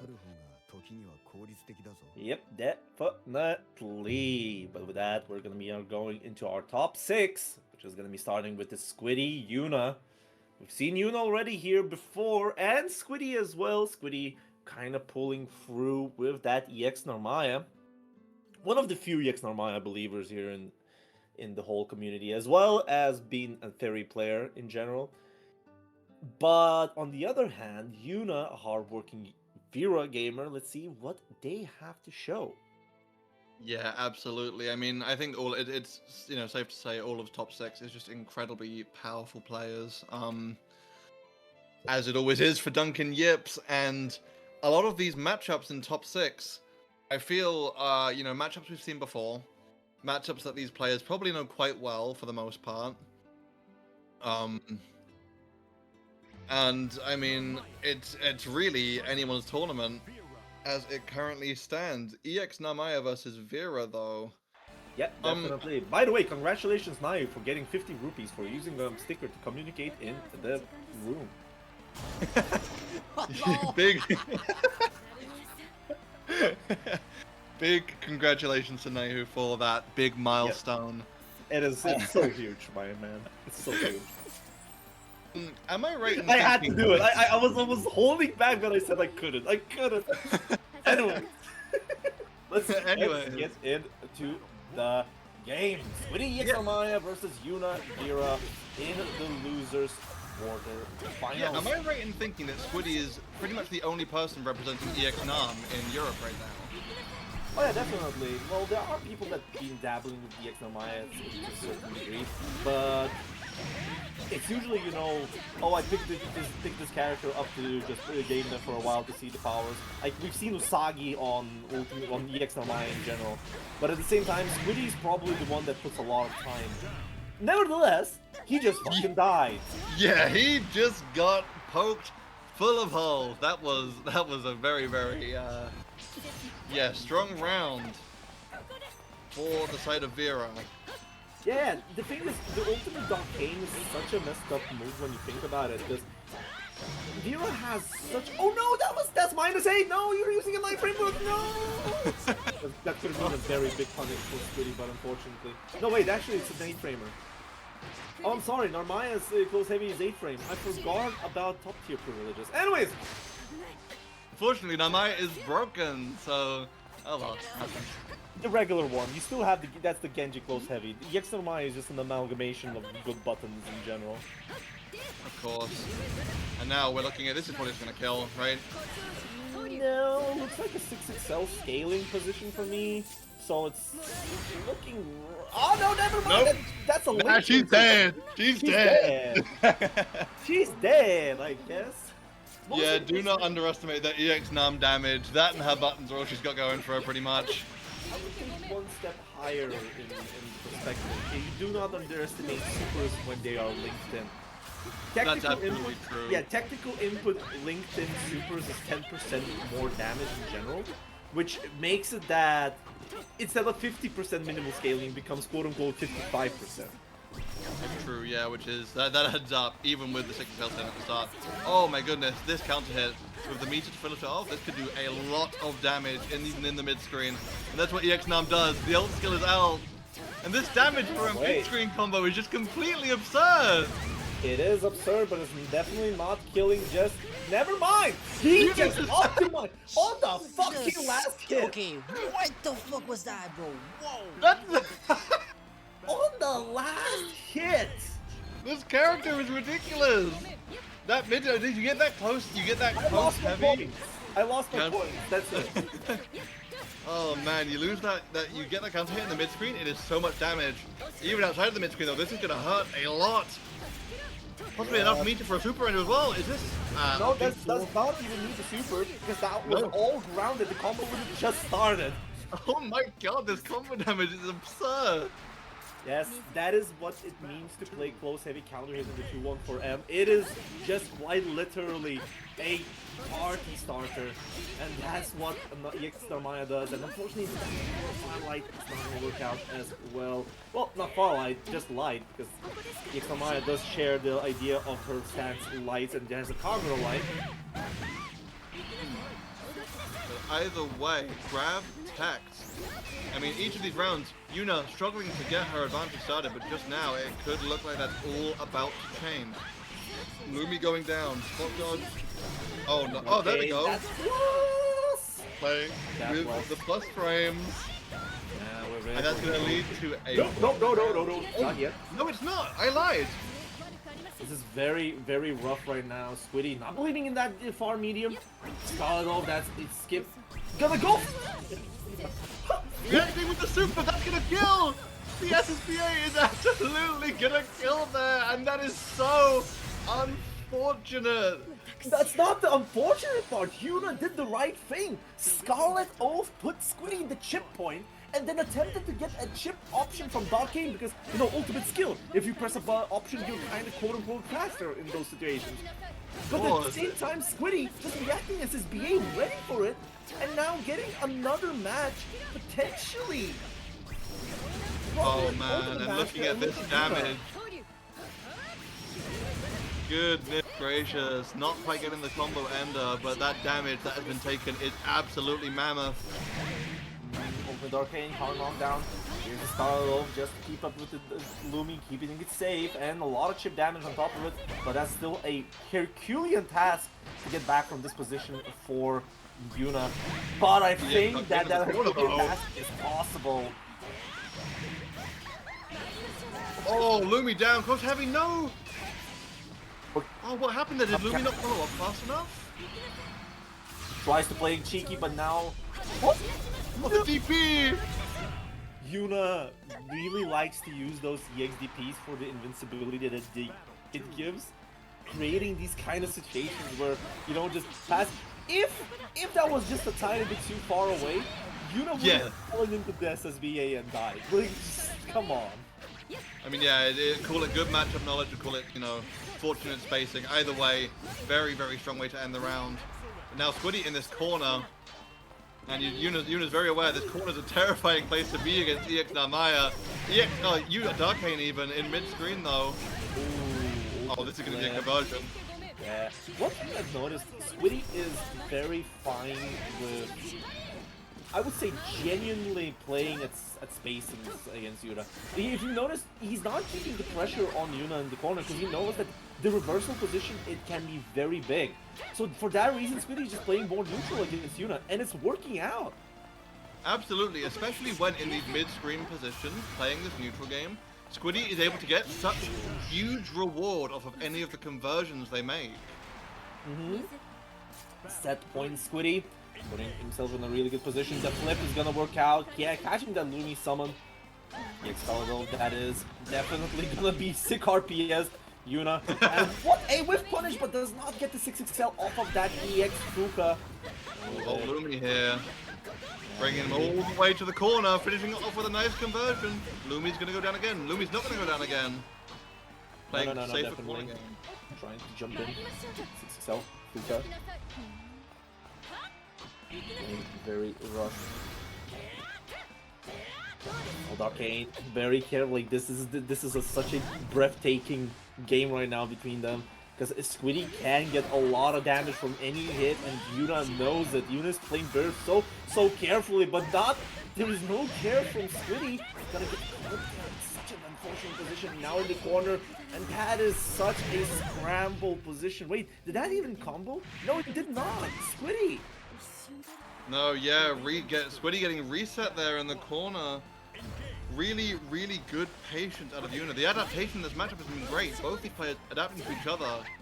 Squiddy aware of the massive damage they're capable of getting in the mid-screen, and this could be the start of it. Oh, no! Oh, no! Oh, the drop at the end there! Because there was no Fuka. Squiddy did not have the cooldowns to get the party started going. That is so sad. Install now available for Yuna. And this is just going to mean a whole powerful upgrade to the pressure, but the corner stolen by the grab. Brave counter bases, and that is all that she wrote. Just going from the bait there, bravery coming from Squiddy, and with it, look at this. Gonna be set pointing again against Yuna, no, nonetheless. Scarlet Gold playing it safe this time, not playing that -1 sick RPS, and Yuna as well, not pushing the luck if possible. More Fukas coming in. EX Fuka, that is -8, but it's space down, no punish at all. Not quite connecting, but Darkane absolutely will. Bring him to the corner. What's the conversion here off of this DP punish? It is. Combo limit reached It's gonna early. be very rough for their unit. Could have gotten something better, I feel, but at the same time, probably just wanted to have the resources. And this is the Yuna. Oh, for it. that was a little greedy, I think. Yeah, Yuna went for the SBA. Could just call out, but just being too far away. Not even needing Switty to block it, and with it converting and getting a free one over Yuna. Squiddy gonna advance forward to top 4, and now gonna be awaiting their own opponent, which is gonna be Samu versus Luca. Wow, I mean, Squiddy was just absolutely shitting out damage for the entirety of that set, right? Like, no, it doesn't matter where on the screen, so long as there was the meter to spend, Squiddy was pumping out damage, shredding Yuna's health bar. You know, getting caught in those situations, maybe a little more often than they'd like to. And it just led to really dreadful situations.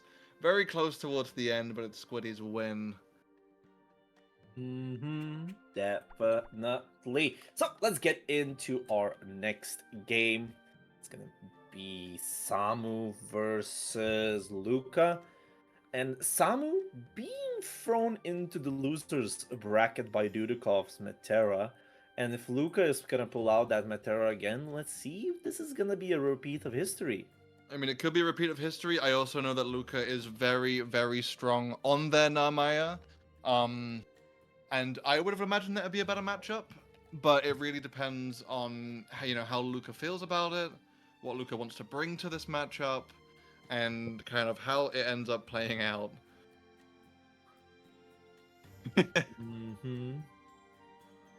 Now we're just waiting on Luca for just a little bit. I think it's not I Luca, mean- it's Samu. Luca is right here. Oh no, you're right. I'm so sorry. I've got the wrong Charlotte.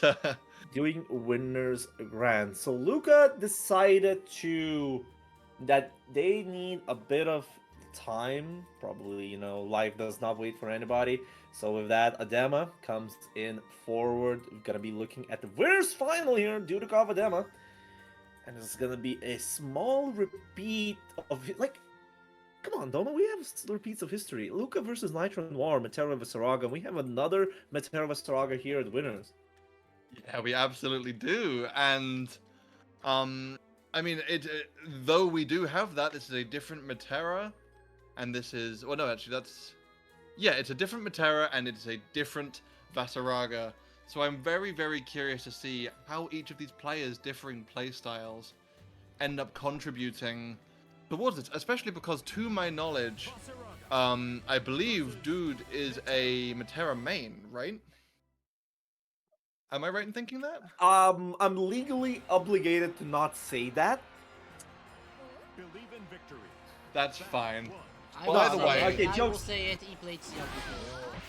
And Yeah. both Okay, the CLs thing is, before. Doma, if you need a crash course into the Granblue community's like memes and history, I am mostly your guy, bar some little misinformations here and there. But You're my guy when you're not lying. but the thing is, Dudikov is primarily known for Metera, yes, but he's also known for being said, maybe Metera players need to learn the matchup against Seahawks, and then decided to play Seahawks, and suddenly he became a Seahawks case. I understand. Okay. So in that way, shape, or capacity, he is in heart a Metera gamer, but at the same time, he's a Seahawks gamer, and he's been gaming Seahawks until Seahawks got shot and thrown into the ditch. Yeah. Okay. I understand. So it's a Metera gamer, but it's not pure of heart. Unfortunately, he's not the pure heart Metera gamer. As you know, the only pure heart Metera gamer we have is Bonsai. By the way, pure Metera moment here. Ultimate Butterfly just popping from that arrow after clashing with the Ultimate Instinction, getting Dudikov the first round. Absolutely, the famous heat-seeking missiles coming out. And I mean, definitely compared to our last Metera Vasaraga, it feels like right from the get-go this time, the Metera has a really good control of the matchup. The jump over, though, not going as intended, rooting into U-Fireball straight into this corner with armor available. Honestly, the control is a different question here, mostly because both of the players are playing a lot slower compared to Nintendo R's and Luca's game. And this could show that Metera might be more in control, but you have to understand health and space and time are still resources, and Adema doesn't particularly need to take big risks on that regard. Absolutely, no, you're absolutely right. And looking at this now, oh my goodness! Not armoring through the ultimate butterfly, really favorable position there. Still, look at this health. You still need to chip that much, and the meter is gonna go back. So the throw, ultimate butterfly is still here, but butterfly comes out. Almost coming in, great fall. MD hopping into that grab. Health resources are a little tight on both sides. Hard attack. Oh my goodness. That butterfly catching the conversion right at the end. Dude taking it, cinching the round out. Game 1 in our winners finals. Yep, definitely. And now we're looking at the kind of position where, as I said, both of them playing very slow, but Dudikov is just edging it out, those advantageous positions, and he confirms. Now Adema, as I see, is playing a lot more aggressively to not let those positions, just rack up advantage early on and then play with it afterwards, as we've seen in previous rounds. This time, maybe fixing up those small tidbits with Ultimate Butterfly. Yeah, absolutely, but Adema getting caught with the empty jump on the grab. Butterfly comes out, but Adema's still incredibly patient. I think that's the real big difference between Nitro and Adema.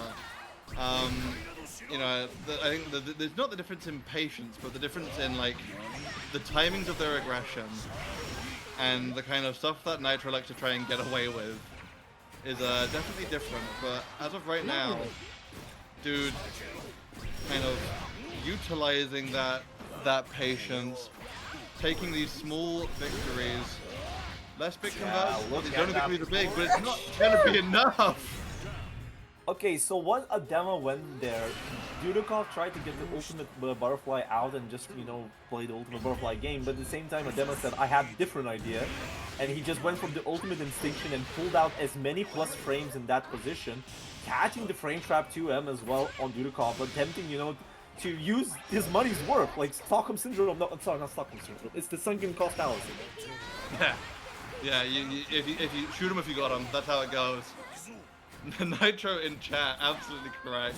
I was trying to be nice, but Nitro does play like a complete crackhead, and I love him for it. It's the kind of gameplay I love to see.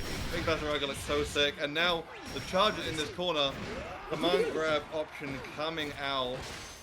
Oh, air grab tag! What?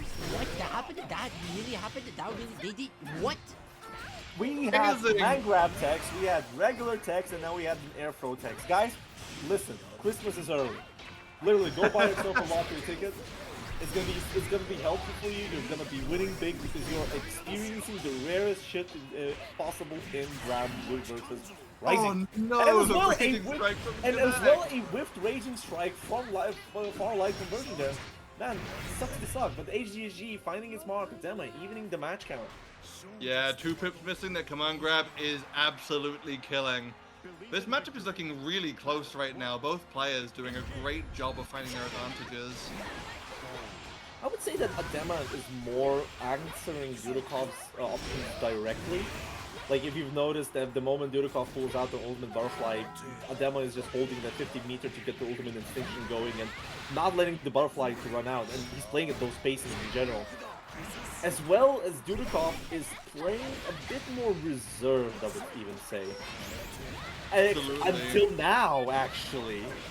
Well, it's just that on Metera, isn't it? It's knowing that exact moment to find your advantage, to find your conversion.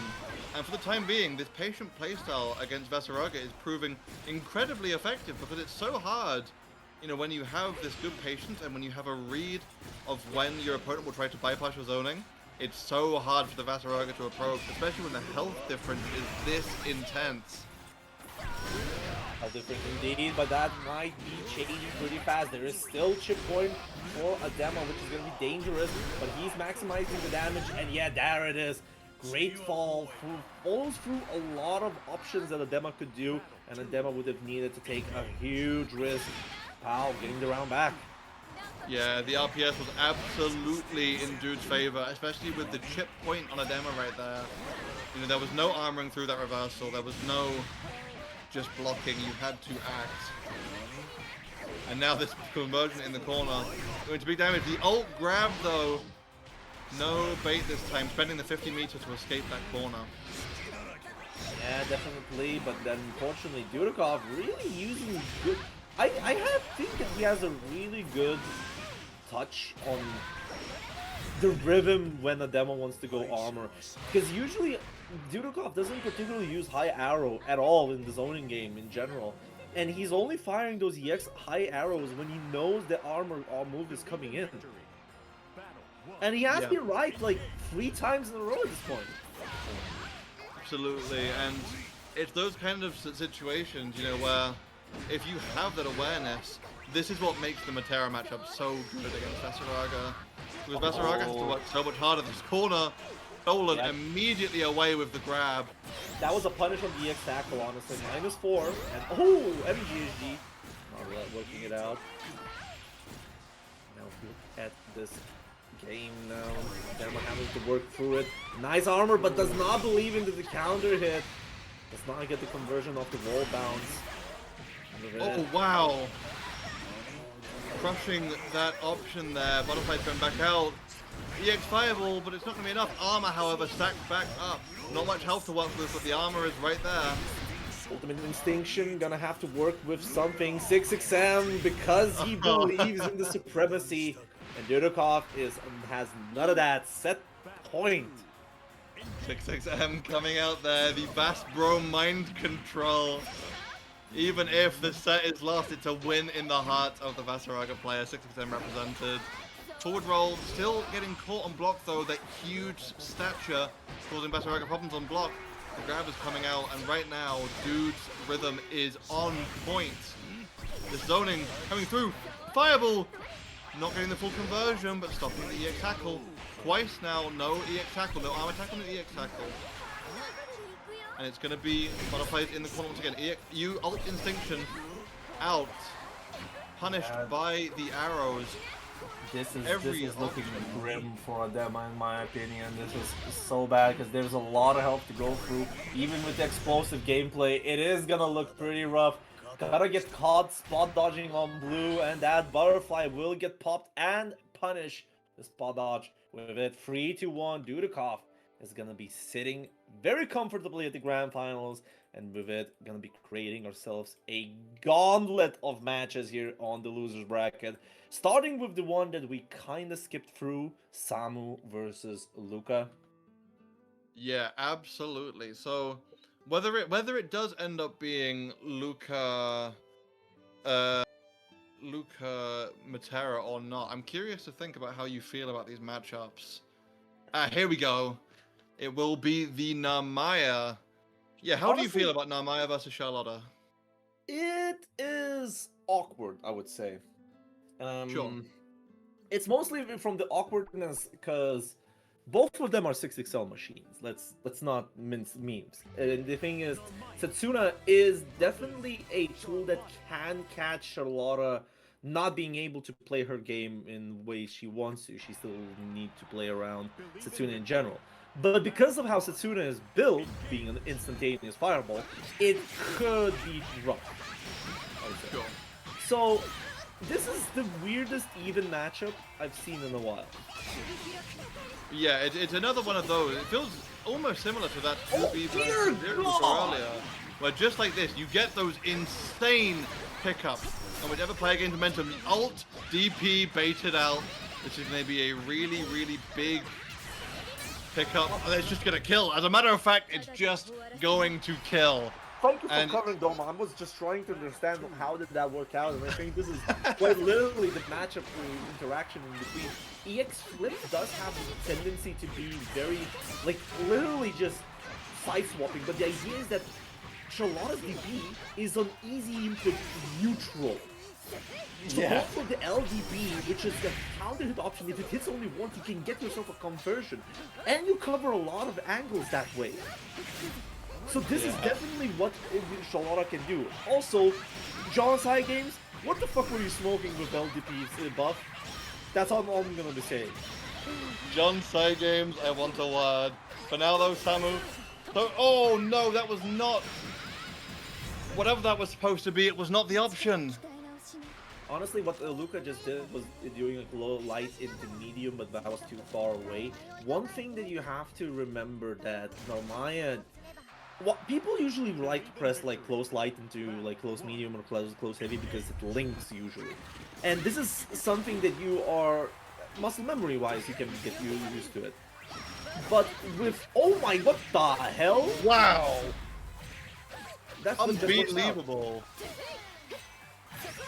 But the thing is, close light and close medium for Narmaya is a tough choice, and it doesn't particularly convert that well. I was kind of wondering, like, oh, that's a Setsuna, and that's gonna be a full conversion off of it. You know what Narmaya's one biggest strength is? When you think about it, like, I'm just still thinking about that kind of interaction, and that transient is working out. What the? Anyways, the fact that because Narmaya does not have a far and close version of her light converts into auto combo regardless of the range.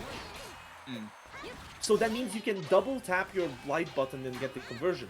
It was probably Luca not really ready for it. And this is the worst part about talking about this weird matchup. Because you can go on tangents and rabbit holes on how these kind of things working, while you're seeing a Narmaya absolutely destroying currently the Charlotta in the corner. So, you know, excuse me. Yeah. For the meantime, absolutely mincing Charlotta in the corner. And really, whoa. 9mm Uzi drive by, just going through the move flip just to be safe, and somewhere in Narnia, I would say. Yeah, every time I try and talk with something normal, something happens I have no idea how to commentate, and now that's going to be around in Samu's favor. The ult DP being baited every single time by Samu, and that is a big punishment you take for whiffing that. There we go, some quick shenaniganry. I'll be playing a cheeky far light kind of position. Start confirming the two playing, and that's an M Setsuna confirming and as well going into full combo. And this time he's not dropping that far close light, light into close heavy position, because close light into close heavy is a specific link for Narmaya combos to get the ultimate Setsuna in. It's like a very nice filler. Uh-oh. Oh. Yeah, he went for the safe jump option. He did not believe that he can get the second one, but nevertheless, gonna be punished for that ultimate Setsuna with the SBA, and that's just a... Samu, why would you go for command grab 2 times in a row? Or maybe a little greedy and not having the kind of health to be taking those kinds of risks. Luca going to even up the set in this loser's quarters. 1-1. It is definitely Oh, late demon flip. because we kind of messed up the order. Usually the order is that we had this match before the winner, but you know. Yeah, I got a little confused. No, don't worry. Dudikov is just gonna get iced out. It's fine. He'll be being taken out back after the series. That's completely fine. Yeah. While we're speaking, Ademo's Bitcoin assassins are finding enough time to get to Dudikov. It's okay. Luca's now health quite low. 1 pip as well, meaning any kind of conversions almost certainly gonna kill. Big corner though, SSBA available too. I think that's up to SSBA angle. You need those 2 BP gone if you want to mount any kind of comeback from this position. As well as because of the side switch option, we're going to be seeing the safe jump afterwards, and we're going to be looking at what we're going to be doing, and an empty low catches Samu sleeping, and that is just a 70-0 interaction right there. Yeah, amazing comeback, and it only took 2 interactions to do it. Those BP going down, that safe jump available. Samu, though, not happy about being caught with his pants down like that, looking to mount his corner offense. Luca also equally unhappy with the situation. Both players fighting, pushing each other as hard as possible. Anti-air baited, and it's going to be a nice corner convert. Not quite what corner anti-air conversion. baited? Okay, fair enough. Jump, if you see the jump on the Charlotta, you reacted. But at the same time, that was a bag jump. Like, bro. Anti-air baited, even if it wasn't the correct anti-air. Regardless of the situation. One thing I'm noticing, I don't think I've seen Samu challenging any of those Satsunas. I would say that it is one of the weird parts for Charlotta in general to play around the Satsunas in general because of how the jump works. No. The transient out of the corner. And that's a big mash, but does not believe into it. And ultimate DP will catch the ultimate moonflip out of it, equalizing the round count. Yeah, great reactions there, and Samu showing their ability to adapt to matchups. It's something I've seen watching their gameplay before. Their ability to like kind of be aware of how to play certain matchups is really strong. We're seeing that here. Okay, Oh my goodness. It is a very cheeky option. It is plus on block, but it does not particularly feel like it has a lot of block stun in general.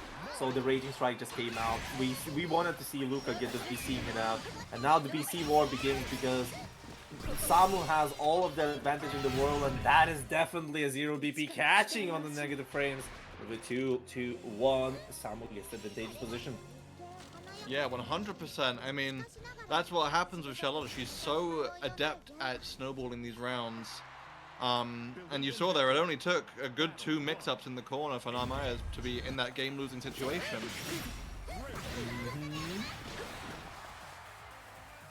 Definitely. And especially a matchup like these as well, where kind of Charlotta is able to actually get her game plan running, and she's allowed to play her game here, for the most part at the very least. It can be very scary to kind of face, and the fear of making a mistake can be really suffocating. By the way, Luca lost his Narmaya Grandmaster in real time. Did that happen just now? Yes. Oh my god. Luke is gonna have to hop on ranked after this. I can't believe that just happened actually. That's all I have to say about this match right now, because we're seeing him to jump throws here. Yeah, and you know, working out. Luca has lost his Grandmaster. He wants out of here, and he's absolutely playing like it. It is just completely balls to the wall. And I guess I cast a curse as that, because we now have a Mexican standoff at round start.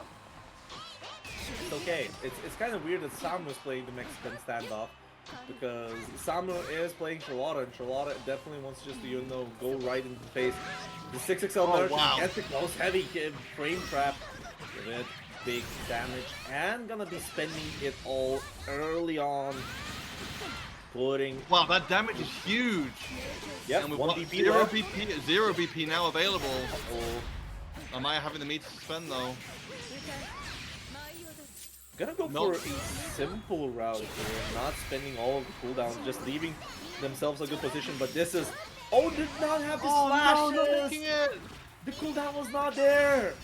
EX Satsuna gonna work out. Lots of jump-ins, lots of demon flips, ultimate shenanigans going on. 0 BP on Charlotte. Look at that throw damage, by the way. 0 BP, low health character. Oh. Not going to matter though. Evening up the match. The thing is, that was just a demon flip. Could have been big for Luca, but man. Could have been so much more, but now we're instead looking at set point towards Samu. One more round between Samu and going on through. Yeah, definitely. Grab though these throws. But at the same time, you have to remember we're in a situation when there is a screaming of just DP Luca, and then there was silence.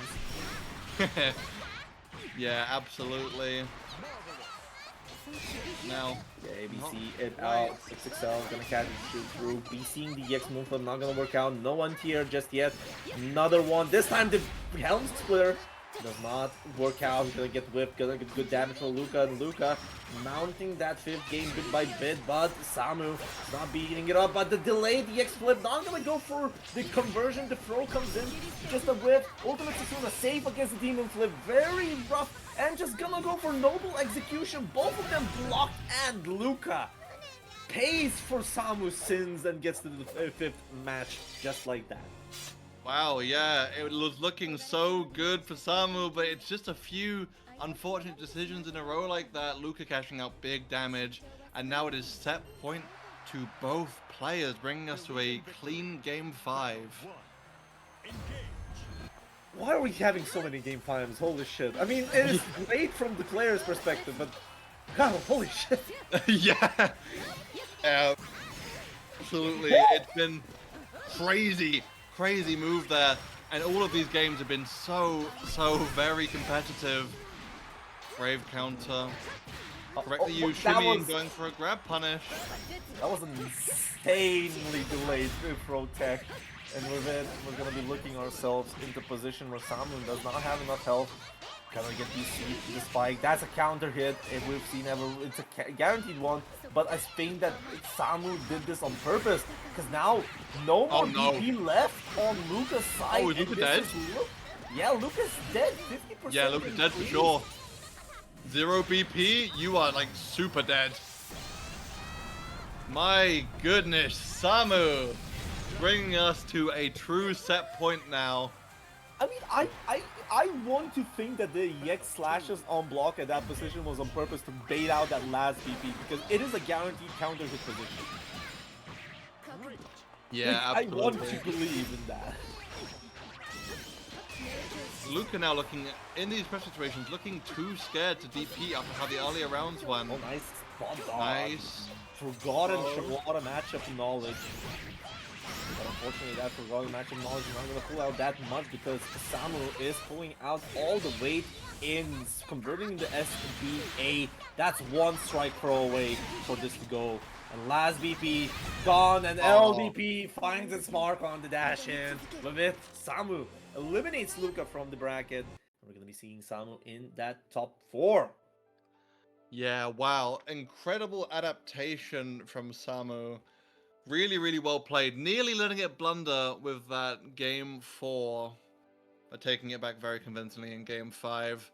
And I definitely feel after those first 2 or 3 ultimate DPs were blocked from Samu, there was a fear, right? There was a fear that was put into Luca, and he was just not willing to DP after that. And after that point, I think Charlotta's momentum became too big to overcome.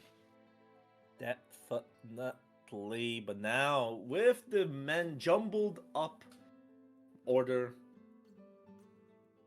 we're gonna be looking ourselves going into Squiddy versus Samu, and you do. Secretary Bird came back for a few times. Yes, Secretary Bird is known as the Charlotta DP timer.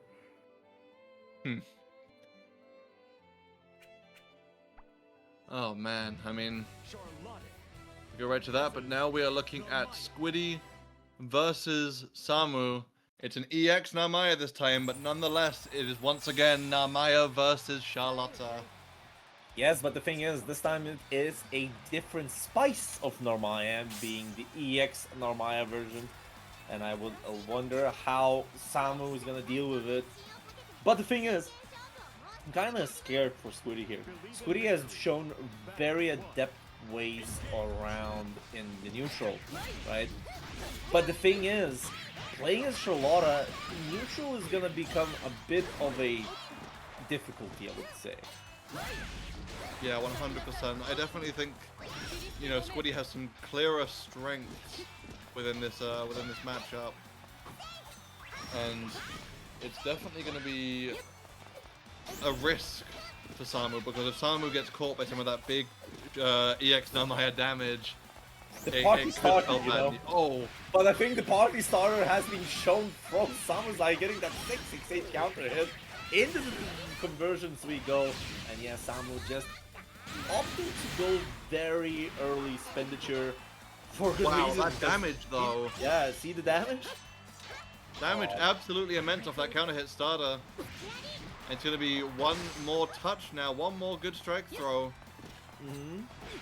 So he's waiting for that one conversion off of it, but Samu just staying outside that range, and then to self find the smart. Still, Absolutely. First round, anyone's game, but Samu showing their ability to not flinch in the face of any pressure. Wow, DP. MVP, yeah. There's another thing, is that there's not a lot of the represent on the X Narmaya side, honestly. Squiddy's just playing with the normal buttons while... Oh, excuse me, that's me. That's you. Yeah, oh my god, drunken auto combos. Wow. And just like that, it's going to be a you know, a fairly strong game one in favor of Samu. Not looking to be slowed down by any Narmayas in this top 8. Ooh, boy. 1-0 Samu, and it's gonna be looking how Squiddy deals with it. I think Squiddy's potential is there, but it's not an easy potential, to be honest. Good yeah, but not quite getting anything off of it. In this corner now, though. Uh-oh. Oh, this could be big damage. Uh-oh, the party's getting started, and we're only just here. We're shimmying right here. That's gonna be a nice safe jump into the empty low. Blocked, though, on that empty low. Very, very well understood in this matchup from Samu. Health advantage strongly towards Squiddy. But the thing is, position is not. No, Yeah, position exactly. is not. Exactly. There's an SSBA ready there as well. Ultimate Fuka, by the way, putting into chip point. Yeah, here we go. True Bruce String. One thing that people really underestimate on how EX Maya works is that Fuka is the dash side that we see is an insanely fast special. Because of it, the cancels of it become very notoriously good. Like for instance, 2M into Ultimate Fuka is a true block string that's -4 on block, you cannot spot dodge, it chips a fuck ton, and on hit Yeah. side switches. Yeah, incredibly, incredibly powerful option. Especially because I feel people aren't as used to seeing EX Narmaya over obviously the very high tier regular Narmaya, so these are strengths that people aren't always ready to respond to. Unfortunately, I am used to seeing this character. Goddamn Squiddy. Uh-oh, Thanks, Shim Squiddy. Sham. That's gonna be an easy, keep it simple, stupid combo from Samu going for Raging, trying to get that round count even. Yeah, 100%. Going to even up the round count. Samu are looking to show that they too are aware of the EX Narmaya matchup. Catching though, covering button. They're not going to connect, and it's going to be a big, big reward. Positional advantage going for the high this time. High not connecting, but the other move absolutely will, and it's more big corner damage. So it's going to be more strong Oki, another safe jump. BC baited. All of those save jumps as well, Squiddy! Finding stability in chaos, getting that match back, evening it too. And I think the first match looked very chaotic, honestly, and I think Samu, as a player, thrives in that chaos to a degree. It may look very patient between these two players, but there are definitely chaotic positions. But now Squiddy is definitely putting more chaos into this game by just going DP, and Samu playing it very safe. Gonna be looking at the massive and a big fast round out of it. Absolutely safe demon flip, but it's not responded to. It is responded to even. Oh no, that demon flip is grabbed into the corner. Samu though, just hopping out. Not a care in the world as they take the first round of game 3. Honestly, the thing is, Samu does get that round count back, but the thing is, I think that was a very, very rough position for Samu. He misconfirmed it, but nevertheless. A win is a win. Doesn't matter if you win by an inch or a mile. Samu happy to have that first round as they charge into the second round with another similar conversion. Be seeing it this time out the low, even does not want to take the plus frame. Tries to whiff punish the slashes, but the slashes are too active for you. And that activity is gonna go into full conversion. Combo with a hard knockdown. He gets saved, but there's still a health disparity between these two players. Still SSBA ready for Squiddy. Just needs one good hit. Tries to untier, and here it is. There it is, the good hit, Doma. There, that. That's it. That's it. That's all she wrote. Samu's dead. One good hit. That is the EX Maya's way. Evening the round count, Squiddy, and continuing on and showing what for. Yeah, absolutely. I mean, that's all it is. Oh my goodness, the throw not quite in range, but it doesn't matter. More big mid-screen damage. Not quite as big, not catching out the meter actually, but at the end of the day. Oh, decisive Oh, go for no. it, but this time that was Samu, instead of going for the DC to put himself at 1 BP, went for the DP just to get those plus frames, and look at the risk he took for it, but nevertheless, he does not care whatsoever. Gonna get himself a nice conversion into EX Puka, side switching away, and spending it all. Drops, unfortunately. Unfortunate drop. Wait, this that's hitting. That's hitting. That's a raw super. But the raw super is not gonna do enough damage on 1 BP. But nevertheless, catches Samu matching against Squiddy 2-2-1, getting himself a second match in a row. I almost can't believe Squiddy got away with that. That felt like robbery. Yeah, absolutely absurd out of Squiddy, but Squiddy very, very happy to have it. Oh my goodness, big counter hit. Possibly not the meter. Wait, no, building 50. Building 50 through the combo. Oh my goodness. Are you never seen the XL Maya's combos? Like, bro, what the fuck? Look at this shit. Disgusting. We're raising the roof here, okay? Oh, we're getting noise complaints from the police. We're waking up the neighbors. That was an absolutely absurd combo. The XTP coming out right in this corner. Walking back still in grab range though. Yeah, for his Sims. Gonna be put in the corner against Samu with all the resources, but nevertheless, 5L, 5LL, we're gonna be working into Squiddy's set point. Absolutely, and so amazing, Squiddy reacting to the overhead on that XX6H situation there, not letting Samu... 6M, you mean? Yes, I do, sorry. Yeah, not letting... Wait, is 6M the overhead for Charlotte? Yes. It's usually overheads and lows are put on the M. The H1s are fuck all big combo starters usually. Sure, okay. Either way. Yeah, nice conversion in the mid screen here. Yeah, Houndspiller getting some good damage, red, and now this is not looking good for Squiddy, but still chip point needs, as I said, one good hit, but I genuinely Super cannot doesn't chip out. believe Samu's playing such a patient. No. Samu's playing such a very, very patient game. Honestly, he's not pushing his plus frames as you would think it would be. And Squiddy is always betting on those DPs, on those supers and whatnot. We've seen, like, Samu has not get baited on those plus frame positions where Squiddy's just trying to go for a super or a DP. It's just not happening. 100%. Oh my goodness, that catches. And there's going to be the meter potentially for something big on this next conversion that comes up. Charlotta. Oh no, Charlotta. Yep, Dunkin'Yips, the basket B combos are coming in, and Squiddy, you fool! You fool! Oh no, this is gonna hurt. That's gonna hurt a whole lot. Now both players potentially one good touch each. Could be all it takes. Safe pressure here. Blocking the overhead. Oh, yeah. Potentially a slightly ambitious jump. Yes, it is definitely Squiddy with free one. And I understood what you were asking there, Doma. Charlotta 6XM is a low. The high is on the triple strike. That's what I was talking. Yeah, XX6M, right? That's the overhead, right? No, it is the. You usually say just triple strike overhead. Sure. Okay.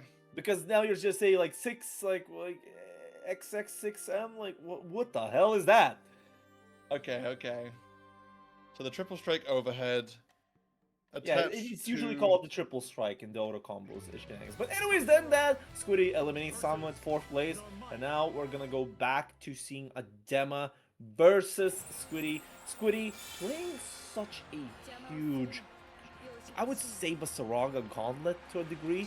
But the thing is, this is a salty run back. Squiddy Adema happened in the winners top 8, and it was 3-2 to Adema. See if Squiddy's gonna change, and I think Squiddy just gets hit by raw EX extinction because he was thinking that the intros are gonna rock till the finish, and he just wanted to rub his hands. God damn it! Yeah, not quite gonna be the case here. However, Adema now in this corner. Armor is available and up. Now armor ticking down. Ooh, but that poke is gonna catch. And the armor's still active for just one more frame. As No, it no, it's catches not, the- no. I'm gonna be that is active till the recovery frames. Like the armor was there. You have They're to. active until the end of the active frames of the charge, if I'm correct. Yes. So it works out. But the Ultimate Suka catching the Ultimate Instinction in general now, Squiddy getting that really big side switch overhead. I don't know if it was a fuzzy block itself or just waiting for it, but the close heavy gonna work out and try to link in a cheeky EX Fuka just to get the side switch hit. Not gonna work out just yet. But now look at this. HGG finds its mark very close and the regular throw just to finish it off. Nobody expects a fucking regular throw from Masarago. Jesus Christ.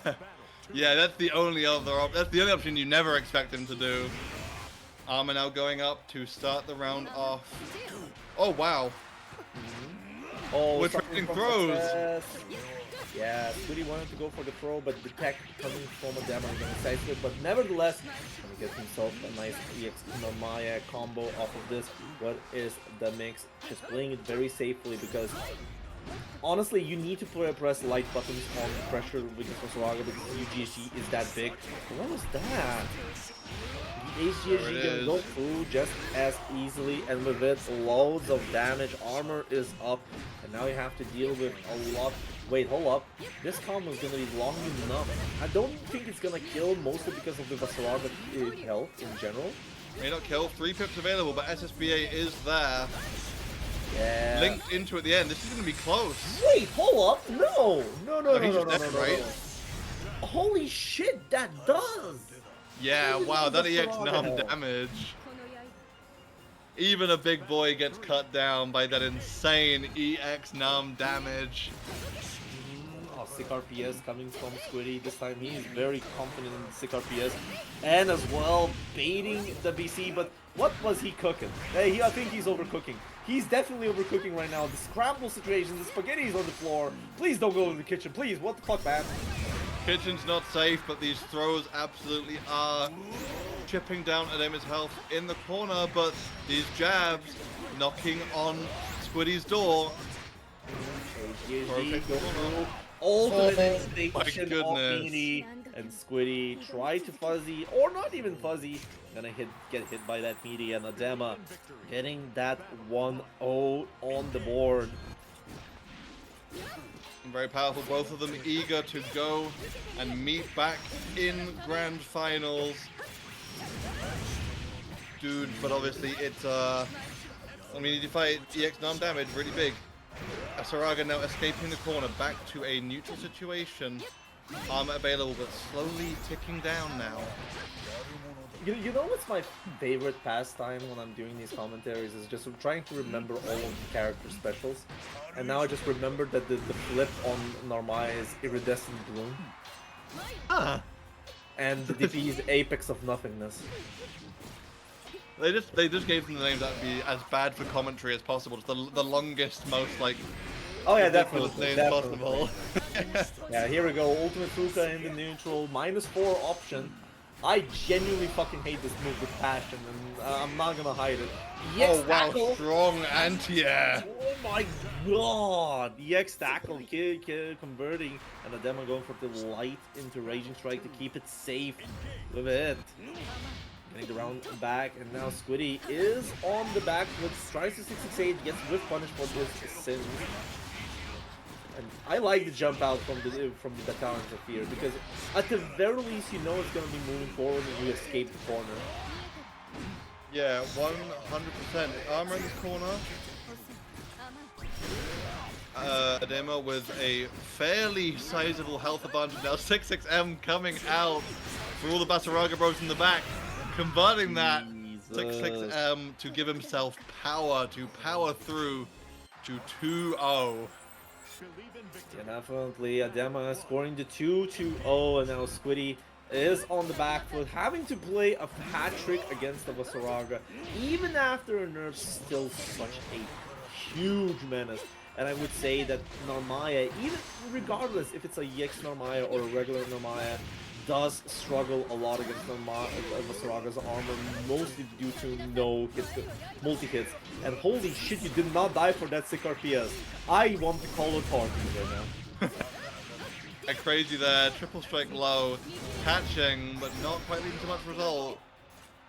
Adema very, very patient, getting these little hits, but still, Squiddy with the overwhelming health advantage. Oh, there.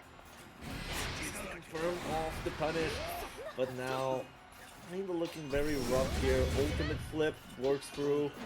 Ultimate flip. I don't even remember the frame data because I don't see EX Maya that much. Oh my goodness.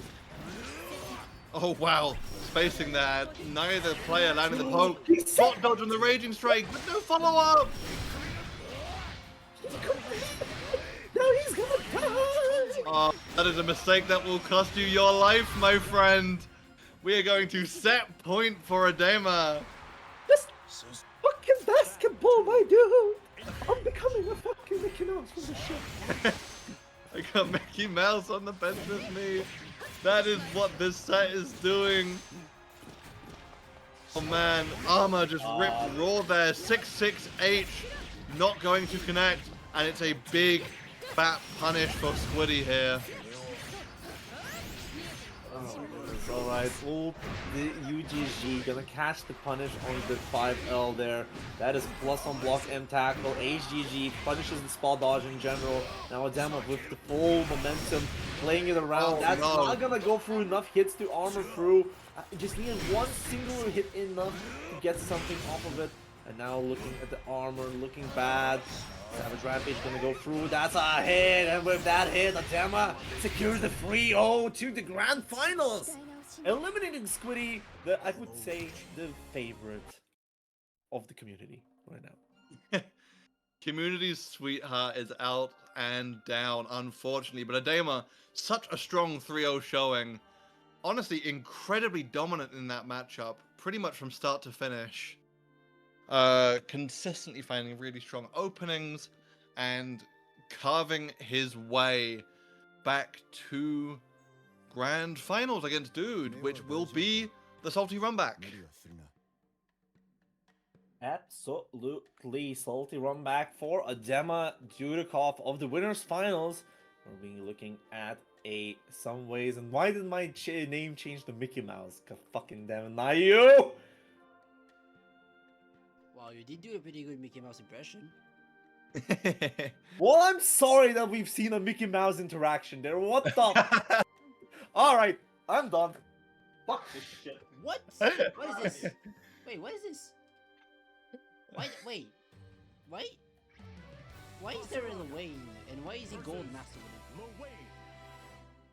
What do you mean he's what do you mean? Is he really going that way? Believe in victory. Battle 1. Man, Is Dude playing Lewayne here? Bro, yes. Finally became what he's supposed to be. A UK Lewayne player, bro. Shed his skin, let the Lewayne out. Oh man, and I mean, we mentioned the Mickey Mouse matchup one time. Dude here, and he's like, oh, I've got to rip the Lewayne ASAP, bro. Oh, there we go. But now he's Bro Will comes out. I'm fucking legally obligated to commentate this, but yes, grand finals on the Dunkin'Yips team is gonna be fucking Dudikov on Lewayne versus Masaraga, and that is getting the good punish there from Adema, knowing that's -5, still not getting go it out, still working out, delay close heavy, not working from the back dash. Adema not getting good punish out of it, -4, does not care for his life. And look at it going, 2-1 for you. That is not the jackpot, but it's gonna work out nevertheless, and I need to breathe. While Micro needs to breathe, it's Lewayne finding such strong aggression, and that's how you really succeed in Lewayne in this matchup. However, not quite going to be enough.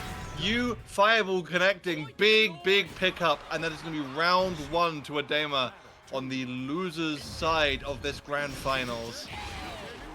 Charging through the bros, he does not give a single fuck about that. Lewayne, however, running out of the corner. Both these players trying their best to find aggression. Alt Wheel Gonna be spot dodged. Catalina bot being poked out to both these players doing their best to stop the other from playing and running their game plan.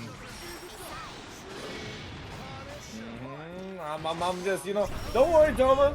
I'm just, you know, trying to restrain from talking because if I speak, I'll be in big trouble. If I speak, I am in big trouble. Brave count's not in. Jump in, gonna connect. This opting for the grab at the end, reapplying the armor. Lorraine one touch from death. Brave counter very, very correct here. Trampling down. Chip point available. We are double rolling. Getting the bot down, running away. Getting the bros out and down. Eating food. Cooking mama. Simulator here. Yeah, she went for you. That's gonna be a hard jackpot conversion into Raging Strike, but unfortunately does not get a high enough hit. That is gonna be punished for the spot dodge just to attempt to play around on the reactive tackle. But unfortunately, John Cygames in their infinite wisdom decided to reduce the startup of the tackles, making it quite literally impossible to spot dodge with your advantage against the tackles. Oh no. Trample armored there. Oh, not quite getting it though. Not quite getting the answer at the end that was needed. And now you're eating Lorraine corner pressure. No, you're not. I lied. Oh dear. Seen some lag here? Spanish to UK connection. Yeah, I think we've seen some problem with the routing between these two countries before. Can cause difficulties.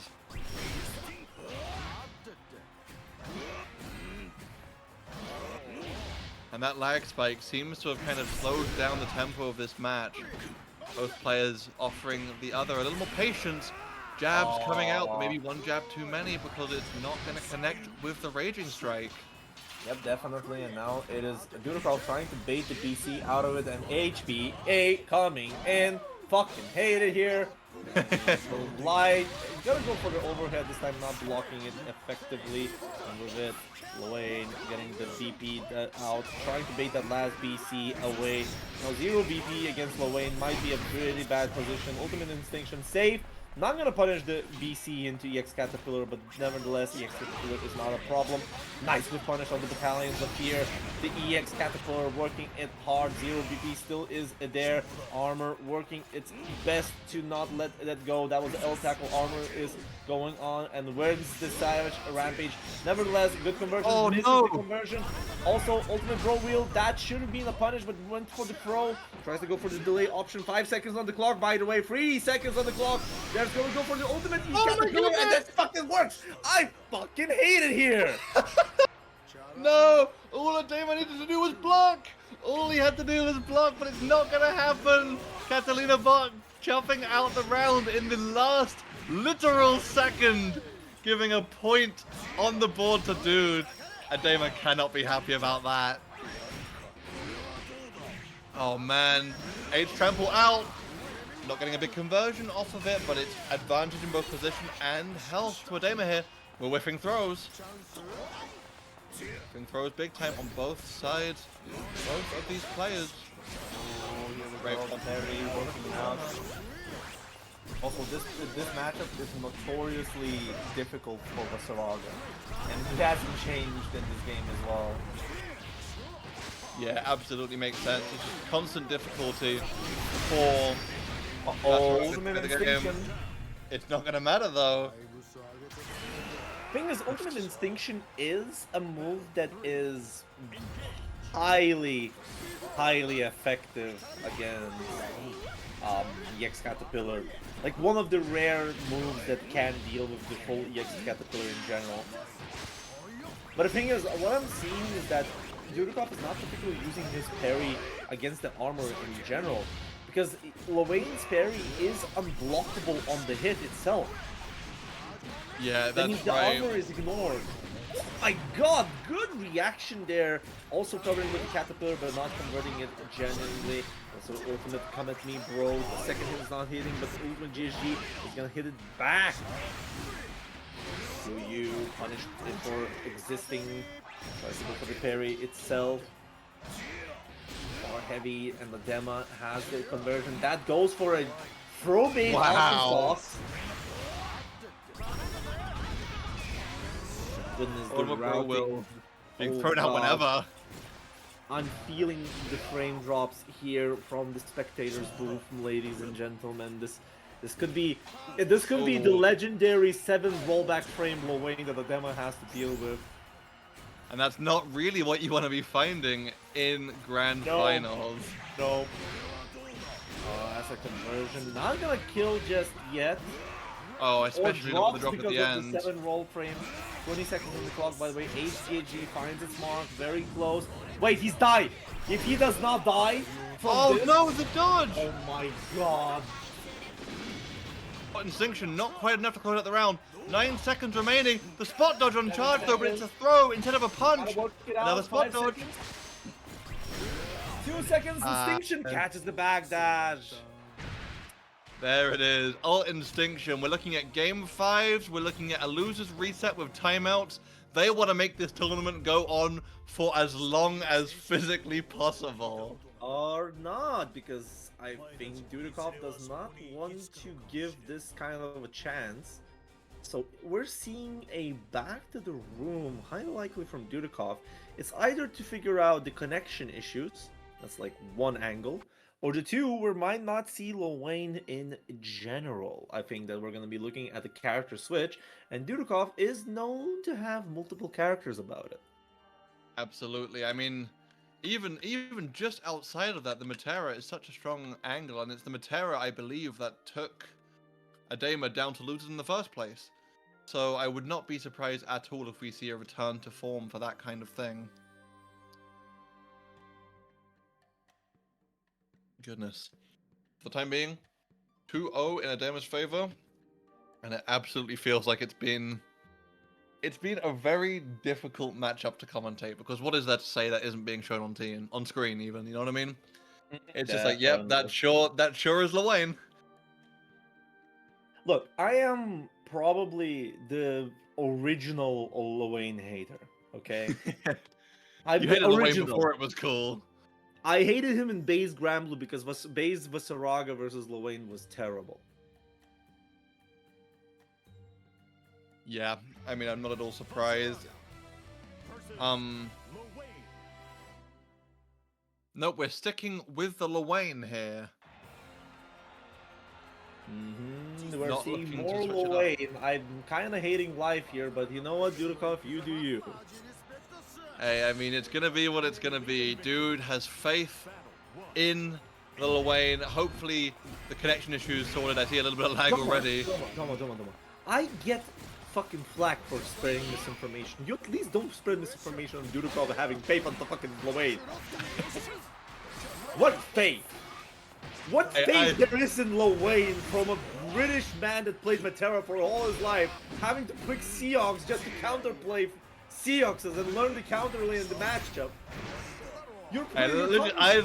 Either dude has faith on Lwane in this matchup, or we need to check dude's PayPal, because something is going on here. We're seeing more of the Lwane being played. However, both players possibly experiencing the connection issues. Grand final connection issues. You can't, like, we kind of need a bingo card somewhere for the Dunkin'Yips. We do. If we had a bingo card already, the pages would be fully filled out today. Match has ended. Is that a disconnect from the side of, well, from somebody? Every time we need to make an internal bingo card for the Dunkin'Yips where if the bingo card gets filled, the commentator gets €5 each. What?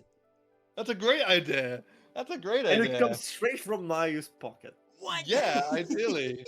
I think that's the best way to do it And it is actually, it would be very firm from the organizational side, and I'm pretty sure Black would be very onto it because he might as well, like, haggle for getting the €5 for himself as well. So that means it would be €15 every time the bingo card is gonna get filled.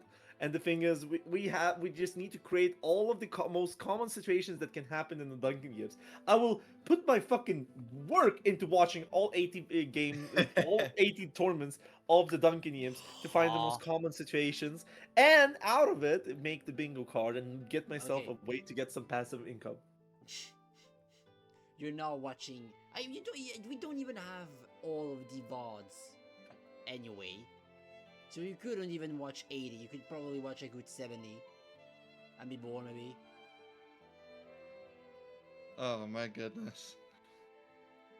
Do we know what's happening here? Are we You- looking at Booting server time. issues? Nayu, Sure. Nayu, you have to understand one little thing. Oh my You God. should not underestimate my perseverance if I have a goal in mind. Or maybe like test your capability to be jobless, bro, or like unemployed. Because like, who would do that? I don't even the whole. You have to understand, I'm employed. Don't worry about that. I know. That's what. There's a different issue here. Is that you are underestimating my ability to optimize my time. It's so How do you true. optimize watching streams, bro? To Four expect streams up at once. Quadruple window, watching a whole month of VODs at the same time. Bro, I'm a professional commentator with no professional career. Do you think I cannot watch games at 2x time and not understand what's going on and understand what to be happening between the players? I mean, I guess it would be true. I mean, but like that, you would miss some problems, though. Right? You Oh would my Like what? get Wait, all are the you problems. trying to pull statistics on my ass right now?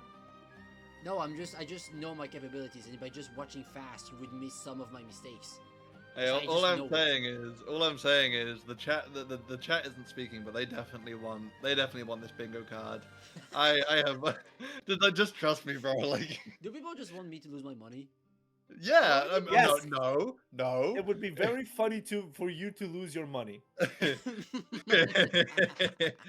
It's for the love of the sport, bro. You Yeah, so losing your yeah, money for is the you side have to effect. just open up your wallet for the community. Come on, Mhm. swipe that card. I'm not Feed doing your that shit, bro. feed your local talent here, man. I haven't even finished my Exactly. studies, and people already want my money, bro. What the fuck? Oh, it was Default's fault. My guys, oh my god, Default, why would you do this? Default, what the Oh fuck? my goodness. But anyway, Other than that, enough joking about Nayu losing money on the talent and whatnot, because we can be talking it for quite a while, and maybe even create a contract with how Nayu's Oh. knowledge and force him to sign it to pay his commentators some level of degree. just to go back, there's apparently a storm just outside Adema's place, so it might be weather this time. I've never Not had weather as impossible. a fucking Weather? It's Dude, going you into the know. bingo card, my man. That's quite common in the UK. I've seen that quite a lot in the UK, and I wouldn't be surprised for Not in Adema the to. UK? No. I'm just saying, like we have it in the UK, so I'm not surprised to see weather as an issue, especially in November right now. Like across a lot of Europe, the weather is really crazy right now. Oh. And we have a So we have Spain with very crazy weather versus UK with a potential of crazy weather. Versus in a Basaraga versus Lowain matchup here at Grand Finals of Dunkin'Yips 80. Like, can you add any more potential cursed points into this? We wouldn't even have won a line of bingo. We've got a full house. We've just got everything. It's just no. There is a. I wonder what we would put in the free spot, like a Lowain in the top 8. I would say that's the free spot. We need something UL. We need something UL related. No. The UL is on the corner. It's gonna be the corner point. UL getting into and winning Dunkin'Yips, because that should only happen like what 2 times over 18 tournaments. No. Once. There is one okay. bounty. There's one bounty for it. And you know what? When that bounty happened, when Space picked up Yule after she got buffed. Oh man. And you know what? She got buffed on the 6XL game, and suddenly the best 6XLer in the community plays the fucking character. Shocking. Oh man. By the way, 2 supers in 1 round with SBA and then there's SBA. We're seeing a lot of chip damage. That lightning is gonna work out, and now there's Caterpillar working. The Ultimate Instinction just gonna put a demo on that research point. Yeah, Adema looking really, really strong right now. Potentially 3-0 coming up from the loser's side. I don't want to speak too soon, of course, but looking very powerful now. The bros coming out, breaking through that armor, making it very, very difficult to exist. Armor reapplied, however, very, very consistently. 2M coming out, landing that sweep, and now it's big corner damage. Adema looking to take it all the way home soon. You Instinction, the big corner damage. Oh, there's the command grab. Yeah, back throw. No, not the back throw, just the regular throw, which is going to be playing the regular strike throw. Here's the Caterpillar eating for his sport. Yeah, 6XL. absolutely correct. But when that command grab came out, the armor wasn't spent, so the armor was still there to play with. You Instinction making a big pickup of it. No, nothing more though. That's gonna be it though. Have to work with that. That's gonna be Caterpillar working out. Nas not believing in the punish on the M1, but the 2-1 for you is gonna work out. Just goes for the sick RPS, but the UGSG just comes in back, and with it 3-0, Adama resets the Dunkin'Yips. Yeah, now Akame, we're you looking at it. appreciate. Okay. I'm sorry. I have to ruin Just my step in here. professionalism here for a bit. Akame, you only appreciate Lil representation when I'm on commentary. Shit's I wonder fucked up, why. I wonder why. huh? Anyways, thank you for killing Lil appreciation here, because we don't need more. Going into the grand final reset, we're gonna be having ourselves a demo on that Vasaraga versus Dudikov's Metera. And with it, I kind of want Dudikov to fucking murder Adema. Anyways, back to the game. Whoa, good. Poor That Adema. was a fuzzy high arrow hit. If I've ever mean, seen it. You know, I want Like to say, now you saw that shit too, right? Yeah, no, you see this shit? You see this shit? Like, I'm gonna be real. Experienced commentators and seeing the replays of this game would notice these kind of weird situations. That was him getting hit by the high arrow while crouching and getting into the far heavy. And it's Dudikov killing Adema. Yeah. I mean, the Lil almost seems like a troll at this point, right? With how like amazingly the Metera is going in response. Round one, obviously, too soon to speak on too much, but the grab into the corner now. You have to understand there's another angle to this as well. Besides Dudikov dying to getting hit by counter hit tackle in the corner. That Oh, you wait, think- what the fuck? The butterfly went off though. My man just ran into the ultimate butterfly explosion. But because Yeah. of the ultimate instinction, I think that literally killed me. What the fuck is going on? How are we getting these rare situations? Honestly, you have me show up one time, and top 8 just becomes an actual Disneyland. I can't believe it. Now in this corner though, big Metera conversion, butterfly going down. What's the mix gonna be? Double The hop. mix is strike throw, man. What the fuck? End of the day, not gonna open Adema up just yet. Health advantage towards Metera, but not too scared yet. Is Adema. Oh wow. Ultimate great fall, not connecting in the right position. Gonna keep it simple. There is a lot of bars going for Adema, and Adema is in such a good position because now he just can't play. What the fuck? Wow, we're just ripping that, huh? High ultimate arrow is gonna work out and try to Oh, block the no. arrow. Yes, and tackle finds its mark, and Adema gets another match in. They're not waiting for each other, and we're gonna go into our match 2. Game 2. So smart of Adema to charge through ahead of the butterfly there. And now this match 2. Monkey The- flip? I think they're matching it. Dudikov's trying to match the Vasaraga freak. Trying to match the Vasaraga freak. Just a regular back throw it back into the. There it is! The freak has been matched. Unfortunately, 6-6-7. that just to have to give a notion of what happened in that previous position. By the way, no armor, but does not matter. Ultimate Instinction finds its mark, and look at this damage coming in. Oh, wow. He's just standing there menacingly as the round is going to go to Adema. Jesus, the comeback from Adema, catching Dudikov, be seeing it as such a bad position. But the thing is, yeah, there were 2 more unfortunate positions for Dudikov there, but now he's pushing that unfortunality into fortune in general. It's true. Absolutely. Oh, butterfly not connecting. Still keeping some decent positional advantage here. You Instinction not going to connect, but now it's a pressure advantage. Nice! HGG avoided. First HGG that did not fucking hit. Oh, Uh-oh. No! are The match has you ended, ladies and kidding gentlemen. me? I think Adema just died. The lightning has struck his Vasaraga. Sloppy gameplay in general. Now we're looking Wait, into everyone- what. A bunch of people left suddenly.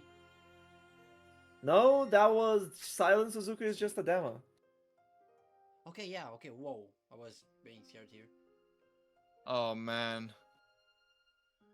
Alright, so the thing is, it was a round up for a demo, and usually by the rules, both players do need to decide what's happening. It is on the right for Dudikov to take the round back, and so we're gonna again get back to the second match war round apart to return. Apparently it's a little, you know, Steam doing its stuff. Some people have been getting some lag. Nitro now is in another VC, and some people have been getting kicked out as well. Steam, they decided to release Gatebox, and now they're hitting us with the Cloudflare levels of bullshit. Pull up Steam status. Let's see.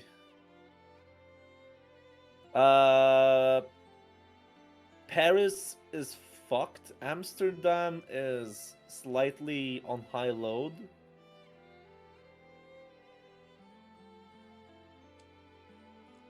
Oh man, this is not ideal. Of all the rotten Yeah. timings too.